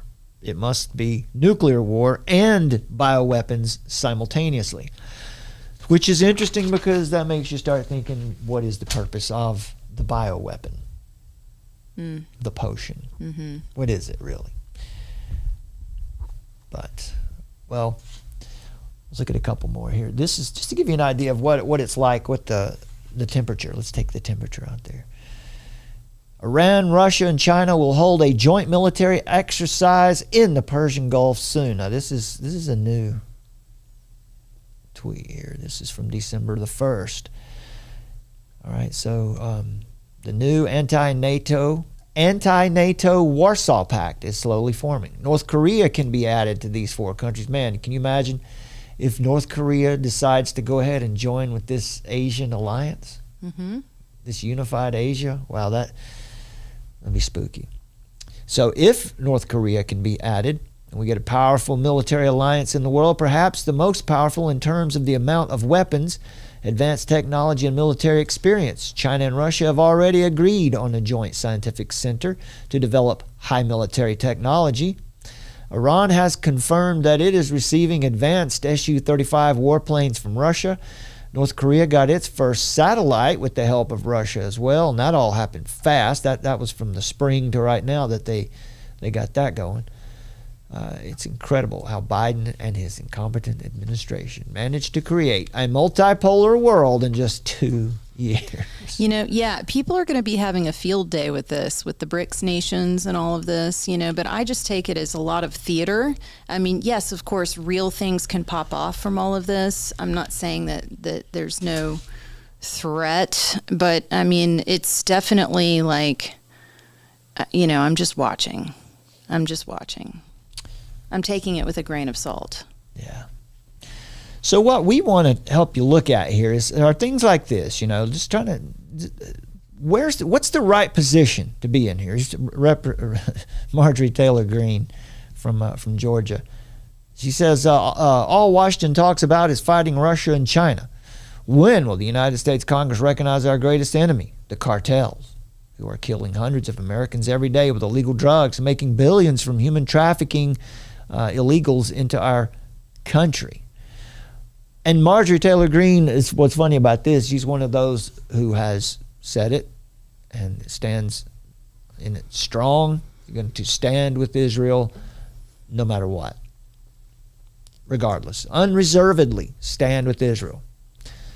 And we believe here, Summer, and I'm just speaking for us, and I'm sure you believe this too because we talk about it a lot, that this is what, if World War III pops off, it will be because of American foreign policy, which is informed by Christian Zionism, because Christian Zionism is a bipartisan movement in the U.S. It's beyond politics. Yeah, do you have that Twitter post queued up? Only 2 members of Congress voted against it. Yeah, I do. I'll show you that in just a second. Look at this, while you can see why China might be angry. You can see what this is. It's the buildup of military bases, U.S. Military bases. And what you see happening there is pretty much just surrounding China, especially over there on the west. Look at that. That's Japan. Annie Jacobson, who has a new book coming out, says this: nuclear war is insane. This thermonuclear bomb, codenamed Nougat Bluestone, that's this picture here. Excellent shot of a nuclear test. She's interviewed 70 people. I don't know how many. A lot of, anyway, for this new book. That one, that Nougat Bluestone was had a yield of 1.27 megatons. Was test fired in the Pacific in 1962.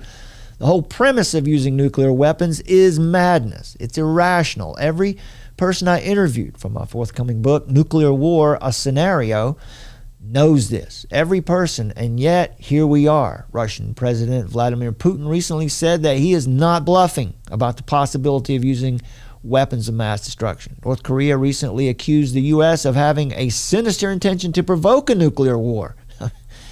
I think that's probably true. We all sit on the razor's edge. What if deterrence fails? Humanity is just one misunderstanding, one miscalculation away from nuclear annihilation. Now, that was a quote by UN Secretary General Antonio Guterres.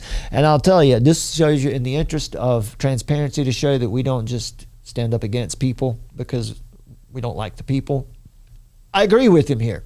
I agree with Guterres here. I might not agree with his what he wants to do about it.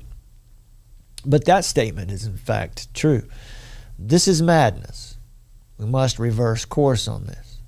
The fundamental idea behind the book, Andy Jacobson says, is to demonstrate in appalling detail just how horrifying nuclear war would be.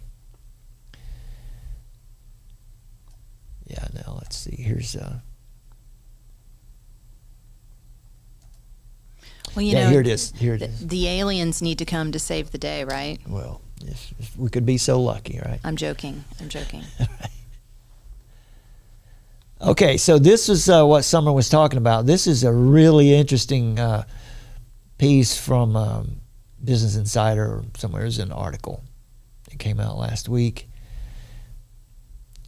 Just 2 House members, there was a vote held last week, and only 2 House members did not vote in favor of this resolution. What was the resolution? Well, the U.S. House of Representatives voted on a resolution equating anti-Zionism with anti-Semitism. In other words, our government just voted on something to say that what we just said to you is anti-Semitic, and we're not anti-Semites at all. Thomas Massey agrees with us. Democratic representative from Michigan, Rashida Tlaib, she has her own reasons for not voting for this. That's incredible. 2 people. Yeah, Tlaib, she didn't vote no, she just voted present.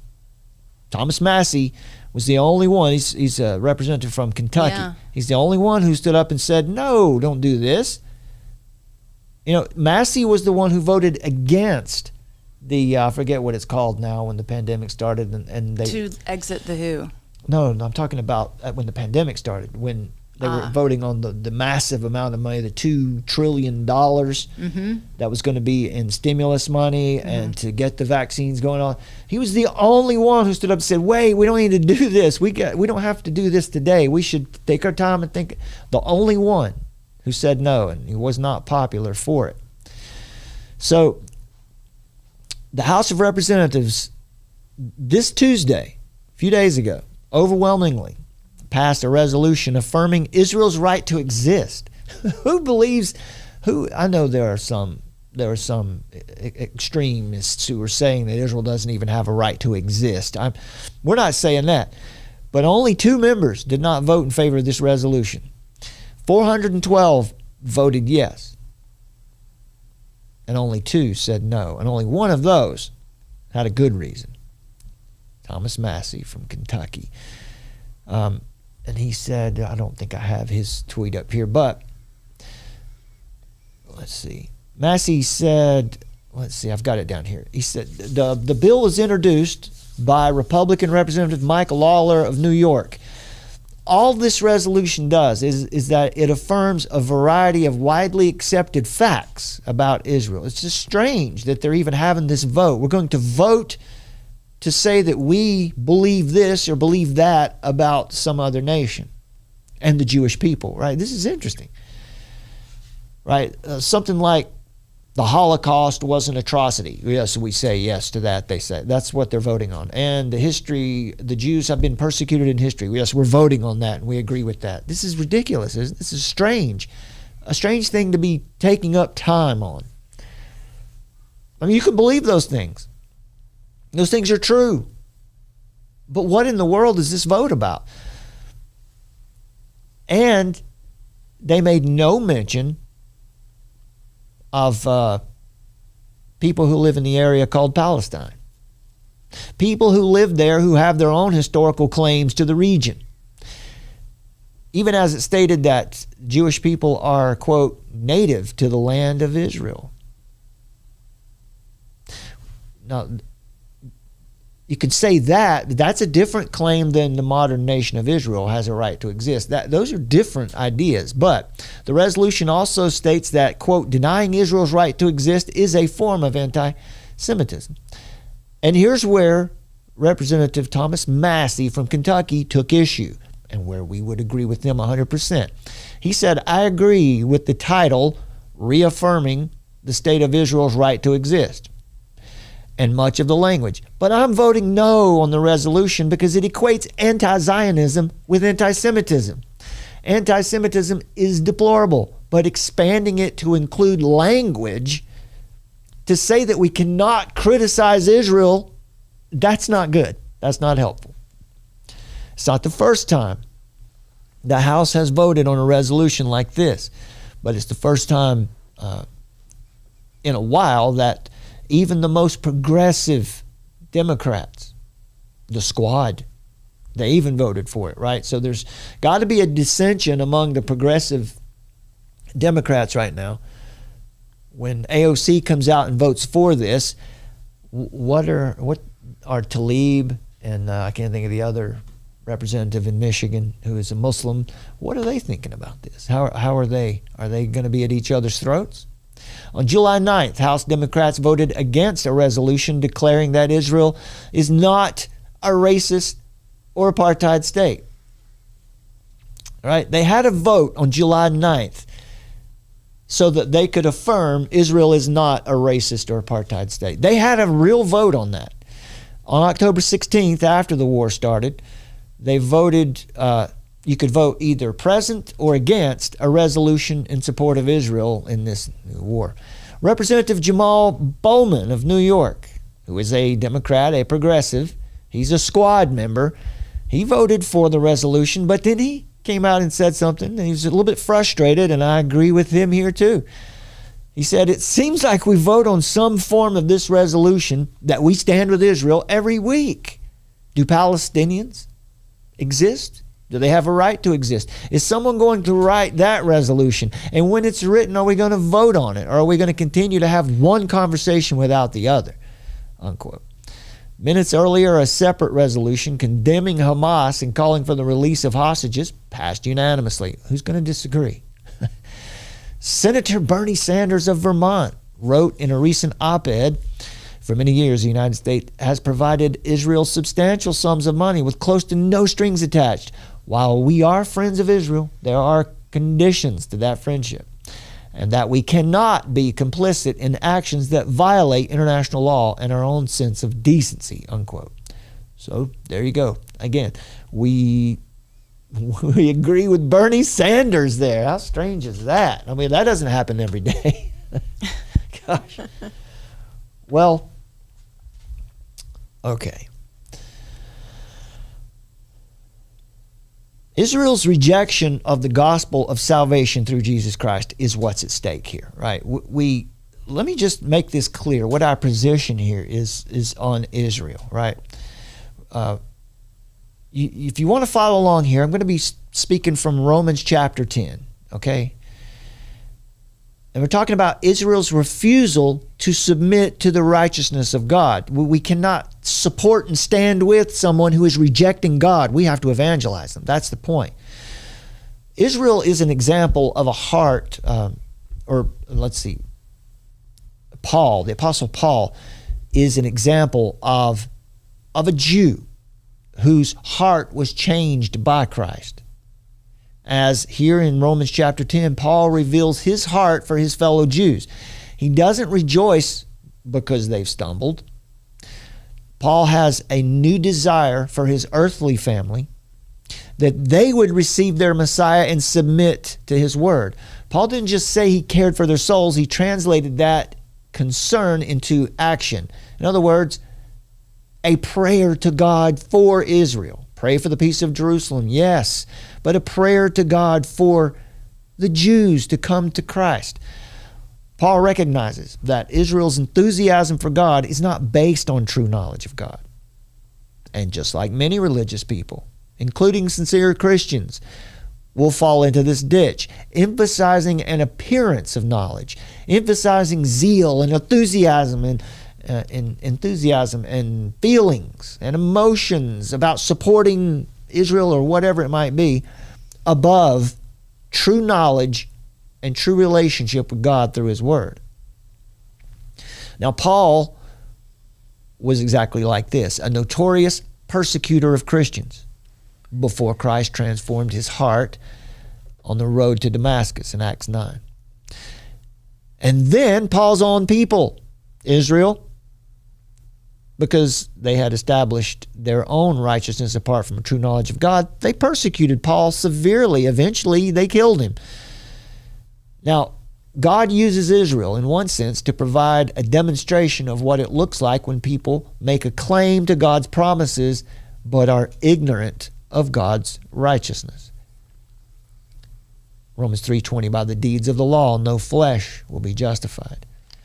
But the lack of a true knowledge of God wasn't Israel's only problem. The logical conclusion of acting in God's name and claiming God's promises apart from having true knowledge of God is that you suffer morally. Romans chapter 1 tells you all about that, and 2. Israel didn't only know who God was, but they didn't only not have a relationship with God, they had not submitted to God's righteousness. They made for themselves a righteousness that was better fitting of their desires and their current social and political needs. So a profession of faith alone is not enough to save anyone. The evidence of faith is a radical change in a person's heart, complete submission to the righteousness of God, and the putting away of our own idea of righteousness. Justification is all God's work, but the evidence of God's new creation is seen in what we do, is seen in our deeds. We're responsible for responding to God once He has opened our eyes and ears to the truth. The contrast between God's righteousness and our attempts at righteousness are deep. Those who stand on the law of Moses as their righteousness must keep that law to utter perfection, and they claim they can. But they don't have to. Christ has come. The Messiah lives, and righteousness is by faith alone the gift of God, so that no man may boast. No man may boast about his birthright or his ethnicity or the flag he flies. God is no respecter of persons, personas, masks, nationalities, ethnicities, wealth, or denominations. Now, at the time Paul wrote the letter to the Romans, the letter to the Christians in Rome, to confess Christ as Lord publicly typically resulted in persecution, often death.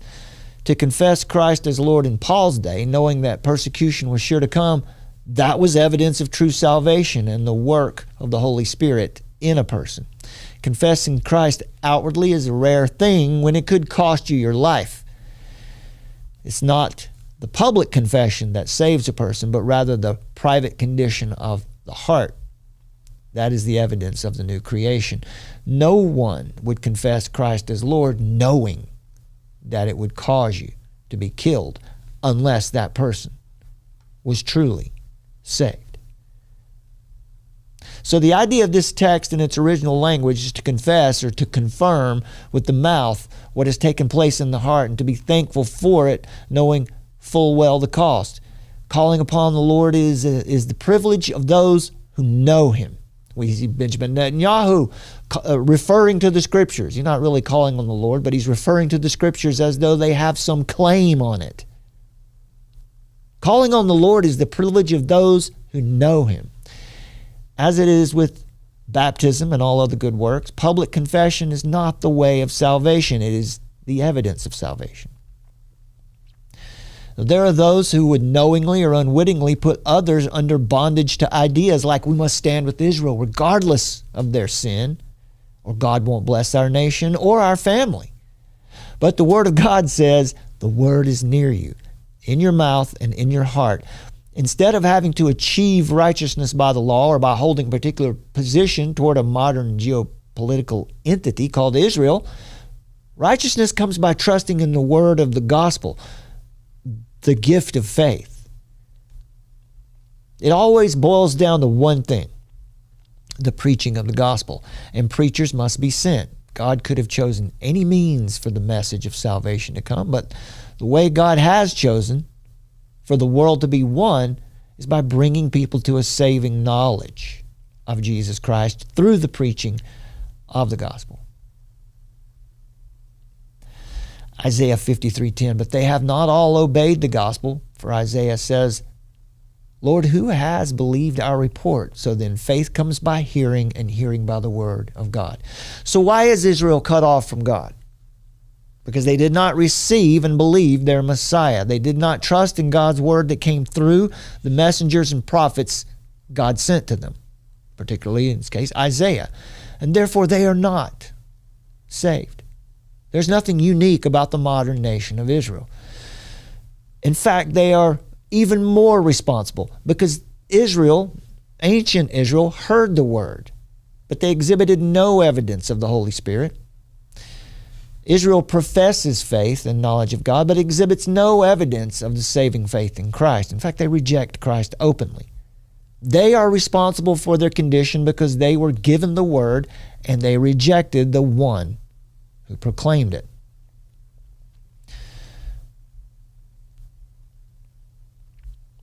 Isaiah 65:1, I permitted myself to be sought by those who did not ask for me. I permitted myself to be found by those who did not seek me. I said, here I am, to a nation which did not call on my name. So this is all God's work. It's another bold warning that Israel ignored, making them more accountable still yet. It seems strange to us that for the most part, Israel rejected their own Messiah, but it was no secret. God is not surprised. Isaiah 65:2, I have spread out my hands all day long to a rebellious people who walk in the way which is not good, following their own thoughts.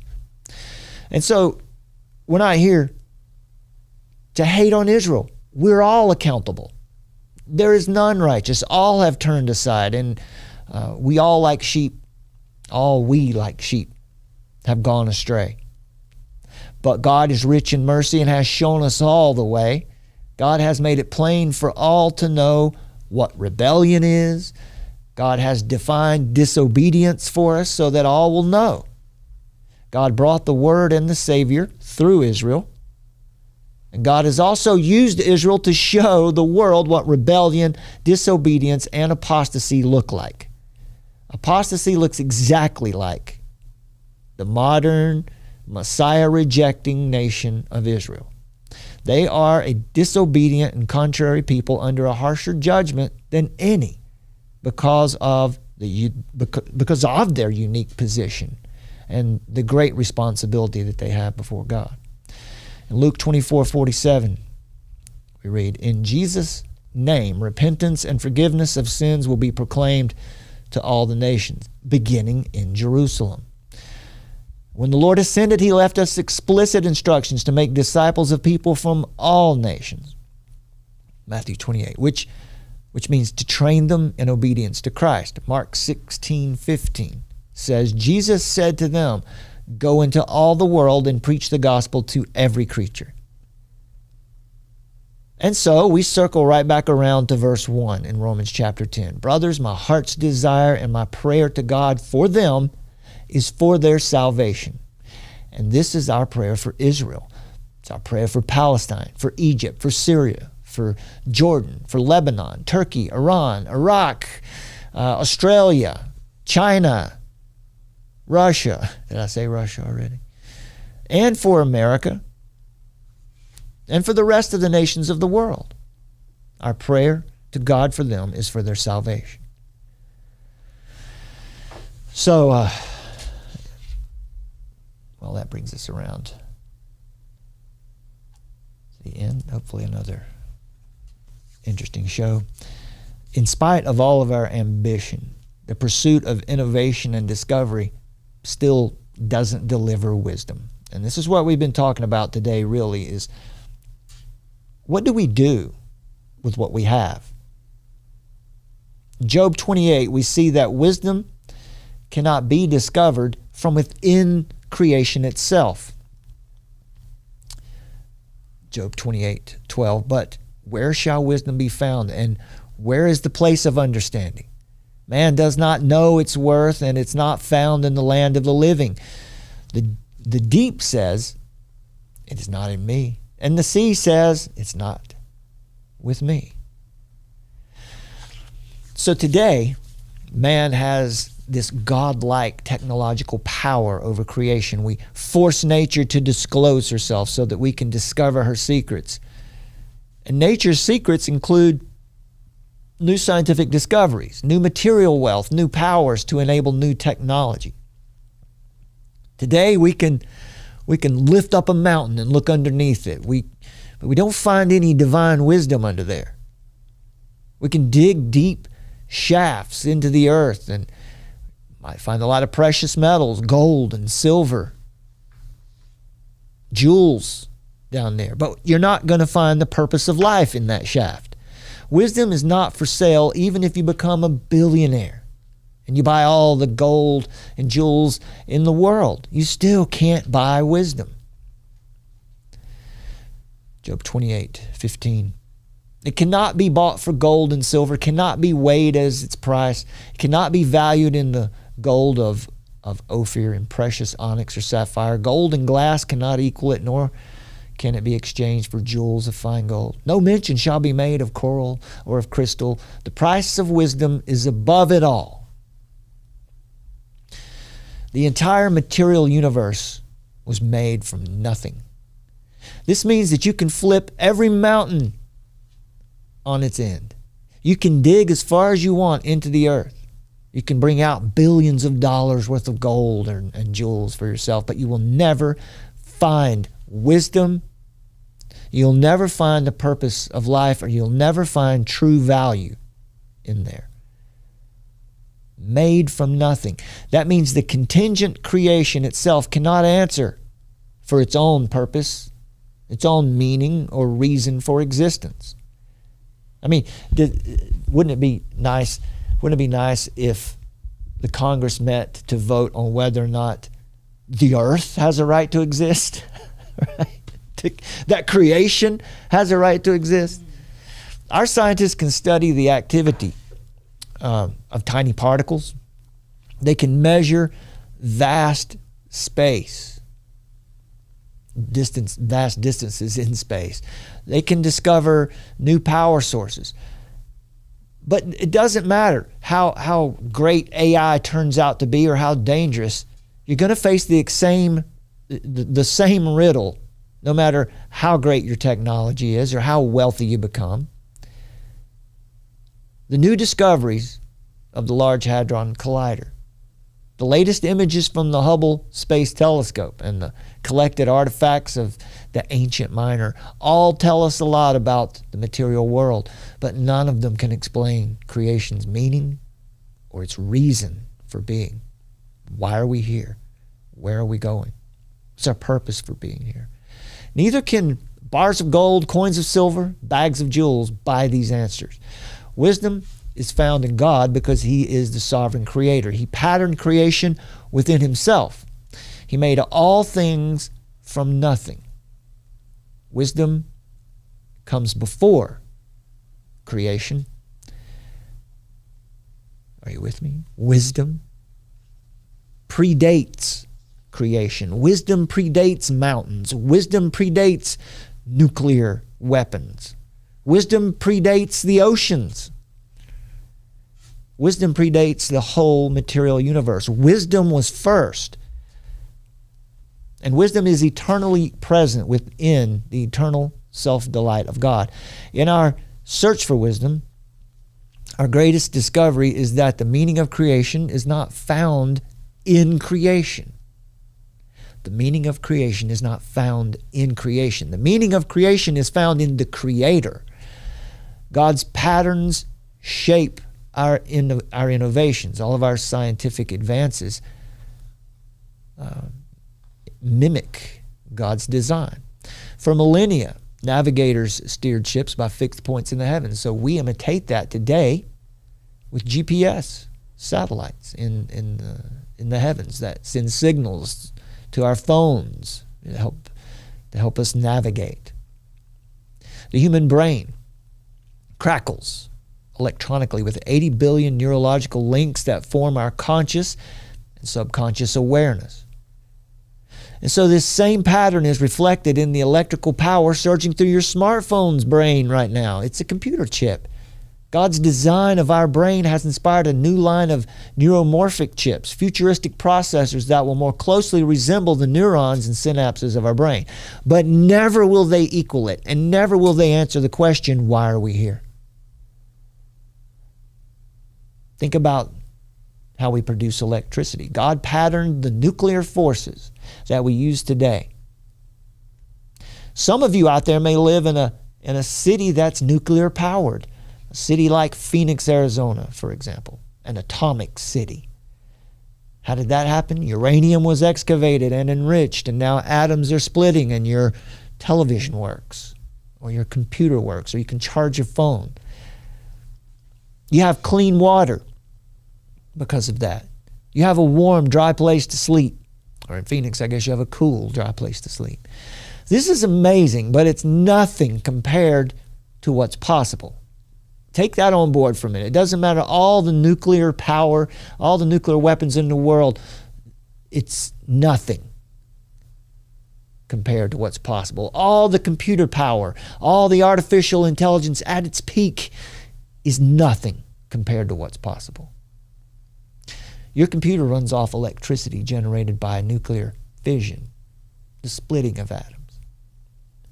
But were you even aware that there's even a more potent form of nuclear, a more potent form of energy called nuclear fusion, where instead of splitting atoms, merging atoms together yields much more power and leaves less waste. But its development is very slow. The forces are harder to control, and the materials needed are far more scarce. But where did this ambitious idea come from in the first place? It came from the sun. It came from mankind mimicking God's creation. God said, let there be nuclear fusion, and there was nuclear fusion. A power as old as light.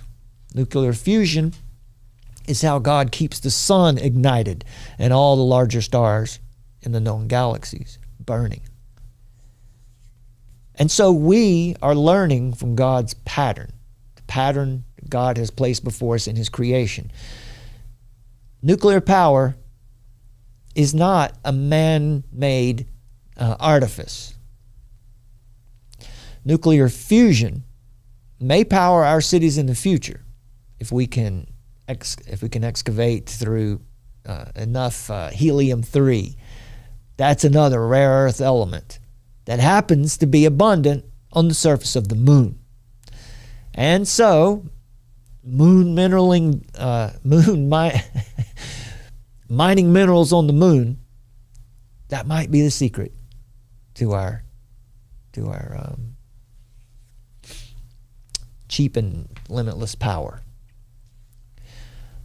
The sun has inspired us, has inspired mankind since we've been here. Perhaps one day automated robots controlled from Earth will mine minerals on the moon's surface for us to electrify more cities, to turn cities out of barren desert, and to do it cleanly. And if we do this, who gets the glory? If we perfect nuclear fusion and we have enough energy to power the planet and keep it clean as we do it, who gets the glory? Well, it won't be the one who discovered nuclear fusion. It'll be the one who patterned its reality into being. The glory will go to the one who made the sun and the wind and the lightning and the seas, to the one who made all things. So God is the meaning of the universe. We must see Him and see His patterns. We must train our eyes to see His creational patterns like these, because how we relate to the natural world reveals how we relate to the Creator. Our worldviews break into two broad categories of those who believe and those who do not believe. Faith and unbelief. In other words, we've talked about it before here. The mimetic worldview and the poesis, mimesis and poesis, the worldview of poesis. the poetic worldview.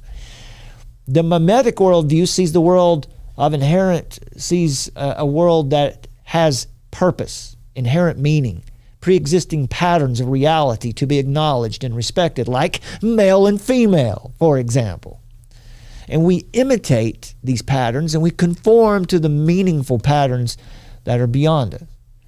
On the other hand, there's poesis. The poetic worldview sees the world as raw material for each person to make of himself whatever he wishes, right? Your body is just there for you to transform it to what you think it should be, to what you feel like it should be. In this case, the meaning is manufactured for ourselves. We live from a self-centered worldview. Transcendent purpose collapses into the immanent, and in which given purpose collapses into any purpose I can dream up, any purpose that I can choose to create, or any purpose that I can just decide is true for myself. In other words, what it means to be human in this worldview is diminished to something individuals or societies invent for themselves. And this is what we see in the United States of America today, in a lot of the West. Especially, we see it in Canada too. Two very different trajectories are represented in these worldviews. The Ubermensch, the Superman, or the Overman, the perfect man, right? The Ubermensch is willfully blind to God and in the created patterns. But the Christian has been given eyes to see the Creator's patterns, to acknowledge that the ultimate meaning of the material creation is God, and to know that our making, the things that we do and create, must always submit to the Creator's realities. Wise living in the technology age calls us to see and appreciate God's patterns in His creation as we attempt to imitate our Creator.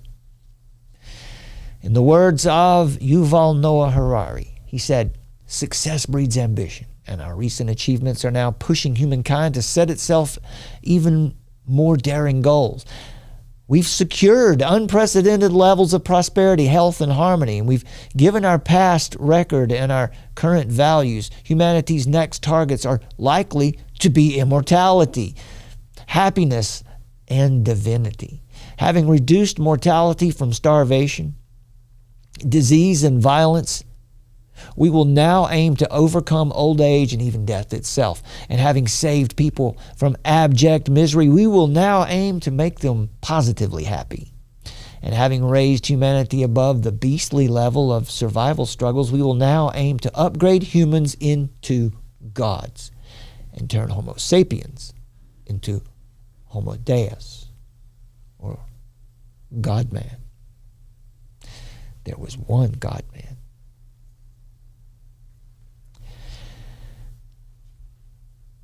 So Harari believes that since we've ended starvation and disease and global warfare, that we're going to turn our attention now to becoming gods.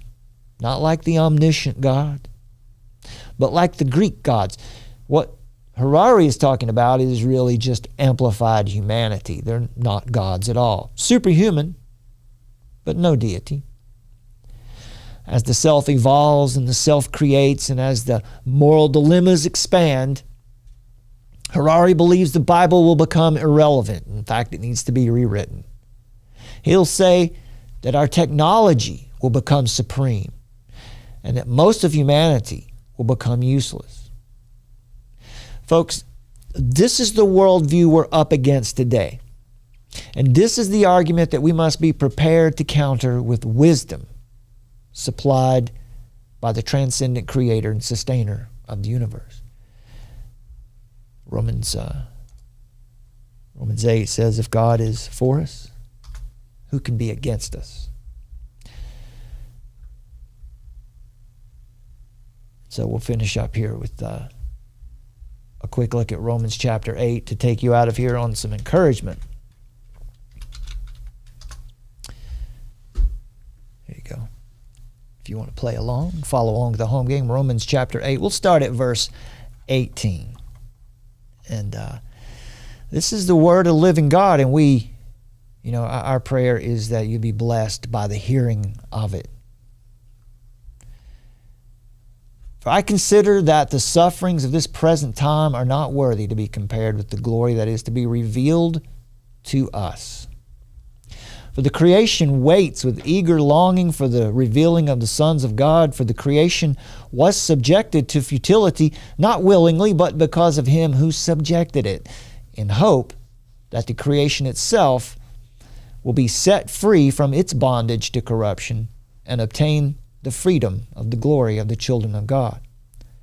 For we know that the whole creation has been groaning together in the pains of childbirth until now.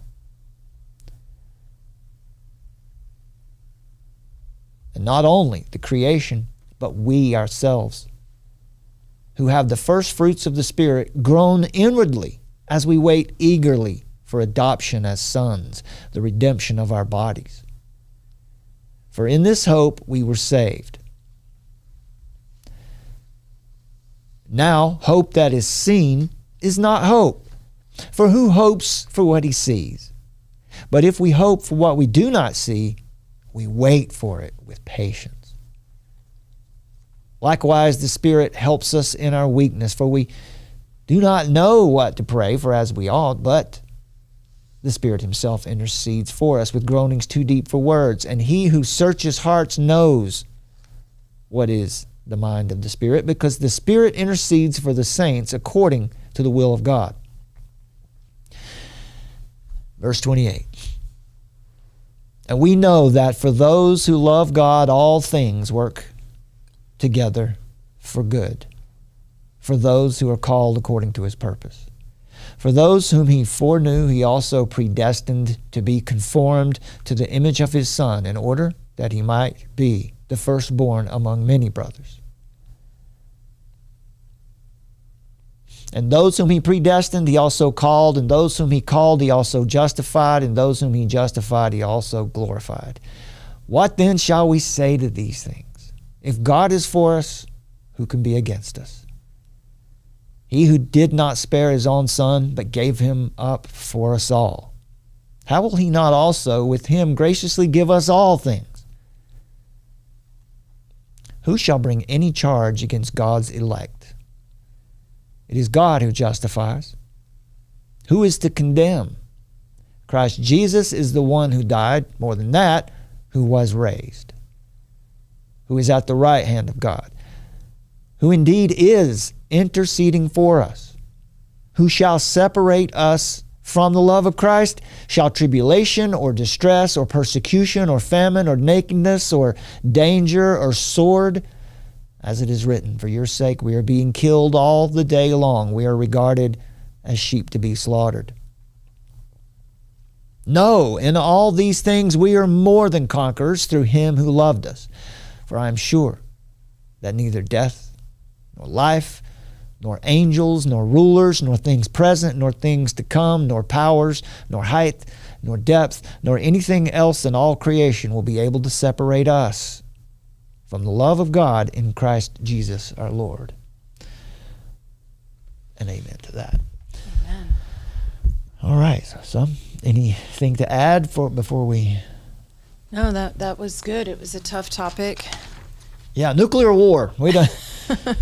I guess we could talk about what? We could talk about other things, but why? Why would we? Why would we? Folks, please take a moment, if you would, to like this video, share it, leave a comment. And if you haven't yet, please subscribe to the channel. It's completely free, and it really helps us if you just, hey, how about right now? Let's all hit that thumbs up or thumbs down, either way. Just hit a thumb. We got 49 likes right now. Let's just see if we can, let's just get it to 60 before we get out of here. Also, folks, if you would, please download the Armor of Truth mobile app today. It's 100% free, and when you download it, you're going to get live notifications with a direct link whenever and wherever we go live, and that might not always be on YouTube. You get exclusive content, articles, reports, and resources, extra podcast material and Bible studies, and if you can support Armor of Truth financially, please know every donation of any amount makes a difference. You can use the Armor of Truth mobile app Give tab to make that very easy. You can visit our website, armoroftruth.net/donate, or you can follow the links in the description under this video. If you'd like to set up a recurring monthly donation, you can visit us at armoroftruth.net/donate. That's the easiest place to do that. And that really helps us to plan for the future of Armor of Truth. So, what are you waiting for? Download the Armor of Truth mobile app today. Once again, my name is Brad, and I'm joined by my talented and precious wife and lovely wife. Thank you, Brad. And present wife tonight, Summer. And together, we're Armor of Truth, along with Mika and Zasha, our incognito officers. Right?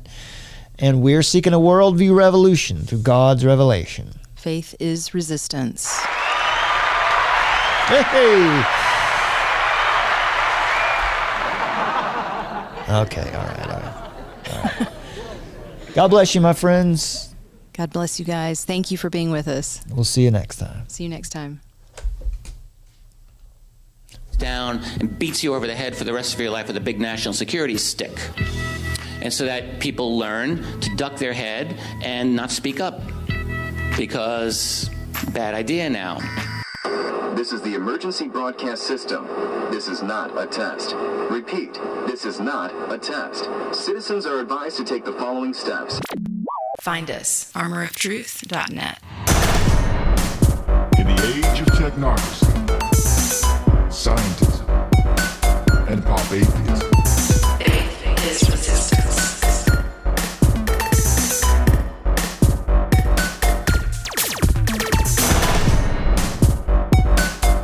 Nietzsche, of course, announced the death of God and called for the birth of the Übermensch, the Superman, who would take humanity to new heights and to create a new world order.